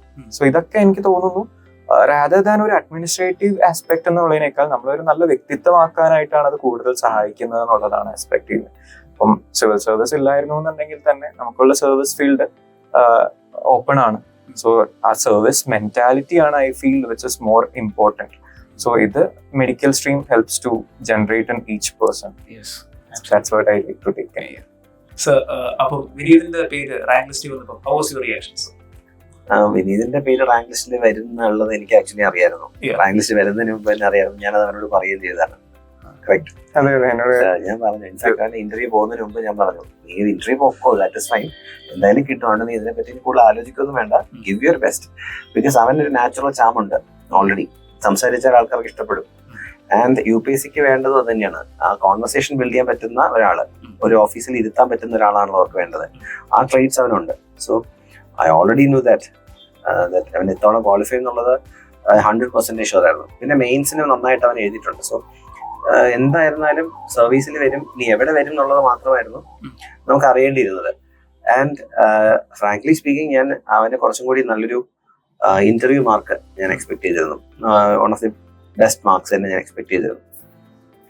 പിന്നെ ഇതൊക്കെ റിലേറ്റീവ് ആണ്. നമ്മൾക്ക് ഇവിടെ നിന്ന് എക്സ്പെക്ട് ചെയ്യാമെങ്കിലും പാനലിന്റെ തോട്ട്സ് ഡിഫറെന്റ് ആയിരിക്കാം. ഇനി ഇതേപോലെ തന്നെ നമ്മൾ നെക്സ്റ്റ് ഇന്റർവ്യൂ കൊടുക്കുകയാണെങ്കിൽ ചിലപ്പോൾ ആ സമയത്ത് ബെസ്റ്റ് 200+ മാർക്സ് കിട്ടാം. അങ്ങനെയൊക്കെ ഉണ്ട്. ഇപ്പോ കിട്ടിയ rank is 169, which is a very good mark, very good rank. എല്ലാവരും ഡ്രീം ചെയ്യുന്ന ഒരു റാങ്ക് ആണ്. പക്ഷെ അതിന് മുകളിലോട്ട് പോകാനുള്ള പൊട്ടൻഷ്യൽ ഉള്ള ആളാണ് Vineeth. So I hope. Thank you sir. Sir, ഇപ്പം ത്രൂ ഔട്ട് ദിസ് ജേർണി, ഒരു 1.5 വർഷത്തെ ജേർണി, അതിൽ obviously there is ups and downs. അപ്പോൾ ഒരു മെന്ററിന്റെ സഹായം ശരിക്കും സാറിന് എങ്ങനെയാണ് കിട്ടിയത്? ആക്ച്വലി ഈ ഒരു എക്സാമിൽ നമുക്ക് ഏറ്റവും ഇമ്പോർട്ടന്റ് ആണ് എന്താണ് പഠിക്കേണ്ടത് എന്നുള്ളതിനേക്കാൾ ഉപരിയായിട്ട് എന്തെല്ലാം പഠിക്കേണ്ട ആവശ്യമില്ല, the path which we should not take എന്നുള്ളതാണ്. കാരണം എസ്പെഷ്യലി ഇപ്പോൾ ഈ ഒരു ടൈമിൽ നമുക്ക് ഫ്ലഡിങ് ഓഫ് റിസോഴ്സസ് ആണ്. സോ നമ്മൾ rather ഒരു ബുക്ക് കളക്ടറായി മാറുന്ന ഒരു അവസ്ഥയിലേക്ക് എത്തിപ്പെടുന്ന ഒരു കാലഘട്ടമാണിത്. അപ്പൊ ഇവിടെ കറക്റ്റ് ഗൈഡൻസിന് വളരെ ഇമ്പോർട്ടന്റ് റോൾ ഉണ്ട്. എന്താ പ്രശ്നം എന്ന് വെച്ച് കഴിഞ്ഞാൽ വളരെയധികം മിസ്ഗൈഡൻസ് നടക്കുന്ന ഒരു കാലഘട്ടമാണ് ഈ സമയത്ത്. അപ്പോൾ ഇവിടെ ഗുഡ് മെന്റർഷിപ്പ് എന്നുള്ളത് വളരെ എസെൻഷ്യൽ ആണ്. അതോടൊപ്പം നമുക്കറിയാം each phase of exam demands different aspect. ഇപ്പൊ പ്രിലിംസിനാണെങ്കിൽ നമുക്ക് ലിറ്ററലി ഒരു ഗെയിം പോലെ നമ്മൾ അത് കറക്റ്റായി കണ്ടുപിടിക്കേണ്ടതുണ്ട്. നമുക്ക് as important as selection, it is important to eliminate. ഈ 2 സ്കില്ലൂടെ ഉള്ളപ്പോഴാണ് നമ്മൾ ഫൈനലി കറക്റ്റ് സെലക്ഷനിൽ എത്തുന്നത്. എക്സാക്ട്ലി. കാരണം വളരെ നമുക്ക് ഇപ്പോൾ പ്രിലിംസ് നോക്കിയാൽ എല്ലാം നമുക്ക് പഠിച്ചിട്ട് പോകാൻ സാധിക്കില്ല. നമുക്കുള്ള അറിവും ബാക്കി നമ്മുടെ കാൽക്കുലേറ്റഡ് ഗസ്സസും പിന്നെ നമ്മൾ UPSC എക്സാമിനർ വേർഡിങ്സ് ഒക്കെ PYQs ഒന്ന് കണ്ടുപിടിച്ചതൊക്കെ വെച്ച് ഇതൊക്കെ പക്ഷെ ആരെങ്കിലും പറഞ്ഞു തന്നാലേ ഒരു ബിഗിനറിന് മനസ്സിലാക്കാൻ സാധിക്കൂ. അല്ലെങ്കിൽ it becomes really tough journey to understand everything ourselves. ചെയ്യാൻ പറ്റില്ല എന്നുള്ളതല്ല, പക്ഷേ ടേക്സ് ടൈം. സോ അത്രയും ടൈമിനെ നമ്മൾ സേവ് ചെയ്യാന്നുള്ളത് കാരണം definitely UPSC exam entire exam ഒരു ഹെൽപ്പും ഇല്ലാതെ നേടാവുന്നതാണ്. പക്ഷെ അതിനെ ആ ഒരു പ്രോസസ്സിനെ ക്വിക്കൺ ആക്കുക, ഈസൺ ആക്കുക എന്നുള്ളതാണ് ഒരു ഗുഡ് മെന്റർ ചെയ്യുന്നത്. അത് ഈച്ച് റോൾ, കാരണം എസ്പെഷ്യലി പ്രിലിംസിനും കൂടുതൽ ഇമ്പോർട്ടന്റ് ആണ് മെയിൻസിനും ഇന്റർവ്യൂവിനും ഒരു മെന്ററിന്റെ റോൾ. കാരണം നമുക്ക് മെയിൻസിന് നമുക്കറിയാം ഇത്രയും പേപ്പേഴ്സ് എഴുതണം, അതിന് UPSC ഡിമാൻഡ് ചെയ്യുന്ന രീതിയിൽ നമുക്ക് പ്രസന്റ് ചെയ്യേണ്ടതുണ്ട്. നമ്മുടെ കൺവെൻഷണൽ യൂണിവേഴ്സിറ്റി എക്സാംസിന് എഴുതുന്ന പോലെയോ മറ്റ് ബോർഡ് എക്സാമോ അല്ലെങ്കിൽ മറ്റ് എക്സാമുകൾക്ക് എഴുതുന്ന പോലെ എഴുതിയിട്ട് കാര്യമല്ല. നമുക്കപ്പോൾ ഇതിന് സ്യൂട്ടബിൾ ആയിട്ടുള്ള രീതിയിലേക്ക് കേറ്റർ ചെയ്യാന്നുള്ളത് അതിന് ഒരു മെന്റർ പ്ലേ ചെയ്യുന്ന റോൾ വളരെ ഇമ്പോർട്ടന്റ് ആണ്. അതേപോലെ തന്നെയാണ് ഇന്റർവ്യൂവിനും. നമുക്ക് we should present the best version of our self in front of the board. അതിനും നമ്മളെ ഫൈൻ ട്യൂൺ ചെയ്യാനായിട്ട് മെന്ററിന്റെ റോൾ വളരെ ഇമ്പോർട്ടന്റ് ആണ്. ഇതിലൊക്കെ ഉപരി, അക്കാഡമിക്കിനൊക്കെ ഉപരി ഈ ഒരു ജേർണി നമ്മൾ പറഞ്ഞ പോലെ ഒരു സൈക്കോളജിക്കൽ അപ്സ് ആൻഡ് ഡൗൺസിന്റെ ഒരു തൃശ്ശൂർ പൂരാണെന്ന് വേണമെങ്കിൽ നമുക്ക് പറയാം ഇതിന്റെ ഉള്ളിൽ. സോ അതിന്റെ ഉള്ളിൽ നമ്മൾ നമുക്കൊരു പ്ലേറ്റോ മെയിൻറ്റെയിൻ ചെയ്യുക എന്നുള്ളത് നമുക്ക് ഒരു എക്സ്റ്റേണൽ സപ്പോർട്ട് കൂടെ വേണ്ട ഒരു ആവശ്യമാണ്. സോ അതിന് മെന്റർ പ്ലേ ചെയ്യുന്ന റോള്, നമ്മുടെ ആ ഒരു കമ്പോഷർ മെയിൻറ്റെയിൻ ചെയ്യാനായിട്ട് പ്ലേ ചെയ്യുന്ന റോളും വളരെ ഇമ്പോർട്ടന്റ് ആണ്. സോ ഇതാണ് എനിക്ക് മെന്റർഷിപ്പിന്റെ ആസ്പെക്ട് നമുക്കിവിടെ ലഭ്യമായിട്ടുള്ളതും ഏറ്റവും ഇമ്പോർട്ടന്റ് ആയിട്ടുള്ള ഈ ആസ്പെക്ട് ആണ്. സോ ഇനി 2 months പ്രിലിംസ് ആണ്, കുറെ ആസ്പിരൻസ് ഈ വർഷം അറ്റംപ്റ്റ് കൊടുക്കുന്നുണ്ട്. അപ്പൊ അവർക്കുള്ള ഒരു ജനറൽ മെസ്സേജ് എന്തായാലും പറഞ്ഞു. ഇപ്പോൾ പ്രിപ്പയർ ചെയ്യുന്ന കുട്ടികൾക്ക് എനിക്ക് പറയാനുള്ളത്, നമുക്ക് UPSC എക്സാം എന്ന് പറയുന്നത് ഒരിക്കലും നമുക്കൊരു ജസ്റ്റ് ടെസ്റ്റ് ഓഫ് നോളജ് മാത്രമല്ല. It's test of our character, it's test of our consistency, test of our attitude. So ഇതിൻ്റെയൊക്കെ ഒരു കോമ്പിനേഷനാണ് UPSC ടെസ്റ്റ് ചെയ്യുന്നത്. അതും പ്രിലിംസ് സ്പെസിഫിക്കലി നമ്മുടെ കോൺഫിഡൻസിന്റെ ഗെയിമാണ്. നമുക്ക് അതിനെ അൺപ്രഡിക്റ്റബിൾ ആയിട്ടുള്ള ക്വസ്റ്റ്യൻസിനെ ഫേസ് ചെയ്യാനായിട്ടും അവിടെ നമ്മുടെ കമ്പോഷർ മെയിൻറ്റെയിൻ ചെയ്യാനായിട്ടും എക്സാം ഹോളിൽ മെയിൻറ്റെയിൻ ചെയ്യാനായിട്ടും CSAT പോലെയുള്ള ഒരു എക്സാമിനെ പതറാതെ നിന്ന് പൊരുതാനായിട്ടും അതോടൊപ്പം തന്നെ last through out the entire day നമ്മൾ പ്രസന്റ് അവർസെൽസ് ദ ബെസ്റ്റ്. സോ ഇത്രയും കാര്യങ്ങളുടെ ഒക്കെ ഒരു കോമ്പിനേഷനാണ് പ്രിലിംസ് എന്നുള്ളത്.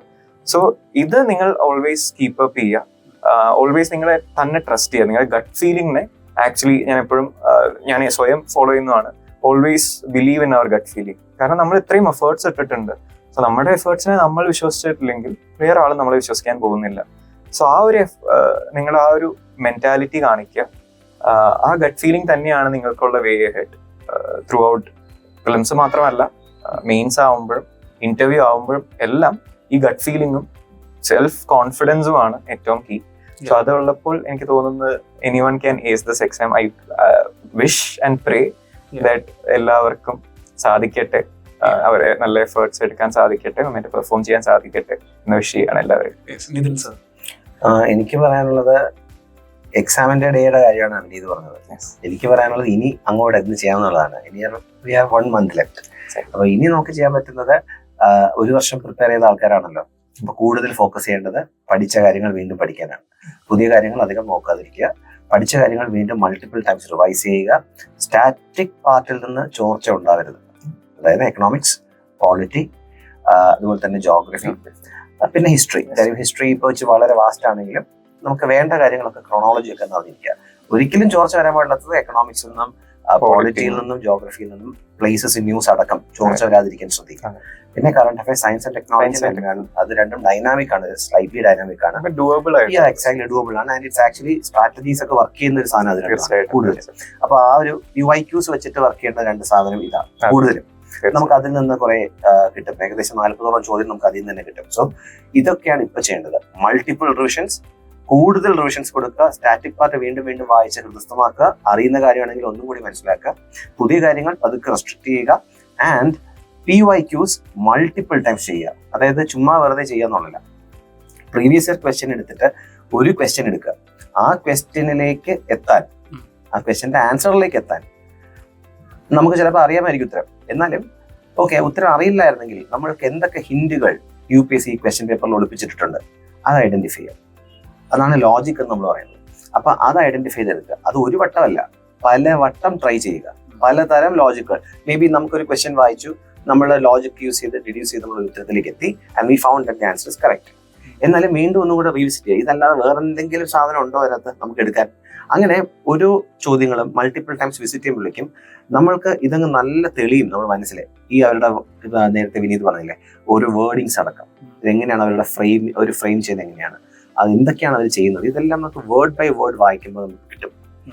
ആ ക്വസ്റ്റ്യൻ ഉദ്ദേശിക്കുന്നത് എന്താണ്, അതിനകത്ത് എന്തൊക്കെ കാര്യങ്ങൾ കിടപ്പുണ്ട്, ഇതെല്ലാം പിക്ക് ഔട്ട് ചെയ്യാൻ പഠിക്കുക എന്നുള്ളതാണ് ഫസ്റ്റ് തിങ്. അത് PYQസിലൂടെ തന്നെ ചെയ്യുക. പലപ്പോഴും ഈ ഒരു സമയത്ത് ആസ്പിറൻസ് കാണിക്കുന്ന ഒരു മണ്ടത്തരമുണ്ട്. അവർ ഈ അക്കാഡമികളുടെ ക്വസ്റ്റ്യൻ പേപ്പർ കുറെ ചെയ്യാൻ നോക്കും, എന്നിട്ട് അവര് കൂടുതൽ ക്വസ്റ്റ്യൻ പേപ്പർ ചെയ്ത് അതിന്റെ കീ പഠിക്കാൻ നിൽക്കും. അത് ഞാൻ കണ്ടിട്ടുള്ള ഒരു കാര്യമാണ്. അത് ക്വസ്റ്റ്യൻ പേപ്പർ എടുക്കുന്നു, വർക്ക്ഔട്ട് ചെയ്യുന്നു, എന്നിട്ട് അതിന്റെ ആൻസർ കീ വായിക്കുന്നു. ആൻസർ കീ വായിച്ച് 5 മണിക്കൂർ കളയും. അത് ചെയ്യരുത്. ക്വസ്റ്റ്യൻ പേപ്പർ എടുക്കുക, ആൻസർ കീ വായിക്കുക, അതൊരു അരമണിക്കൂർ. നമുക്ക് ക്വസ്റ്റ്യൻ ചെയ്യാൻ 2 മണിക്കൂർ ഉണ്ടല്ലോ, 2 മണിക്കൂർ ക്വസ്റ്റ്യൻ ചെയ്യാൻ കിട്ടുകയാണെങ്കിൽ പിന്നത്തെ ഈ 2 മണിക്കൂർ എടുക്കുന്നത് എന്തുകൊണ്ടാണ്? നമ്മൾ കൂടുതൽ ചിന്തിക്കുന്നതുകൊണ്ട് 2 hours. അത് ജസ്റ്റ് വായിച്ചു വിടാനായിട്ട് നമുക്ക് 1/2 മണിക്കൂർ എടുക്കുള്ളൂ. ചിന്തിക്കുന്നതും കൂടെ കൊണ്ടാണ് 2 hours എടുക്കുന്നത്. അപ്പൊ ആ ചിന്ത ഓൾറെഡി അവിടെ നടത്തിയത് കൊണ്ട് തന്നെ ആൻസർ കീ എടുത്തിട്ട് അത് ജസ്റ്റ് വായിച്ച് മനസ്സിലാക്കി പോയാൽ മതി. അതിനൊന്ന് കാണാതെ പഠിക്കാൻ നിൽക്കണ്ട, വായിച്ച് മനസ്സിലാക്കി പോവുക ഇഫ് യു വോണ്ട് കണ്ടന്റ്. പക്ഷേ ഇതിനേക്കാളും പ്രയോറിറ്റൈസ് ചെയ്യേണ്ടത് PYQs ആണ്. അപ്പൊ ഒറ്റ കാര്യമുള്ളൂ ഇനിയത്തെ 1 മാസം എന്ന് പറയുന്നത്, എല്ലാ ആസ്പിറൻസും focus on PYQs and revise multiple times.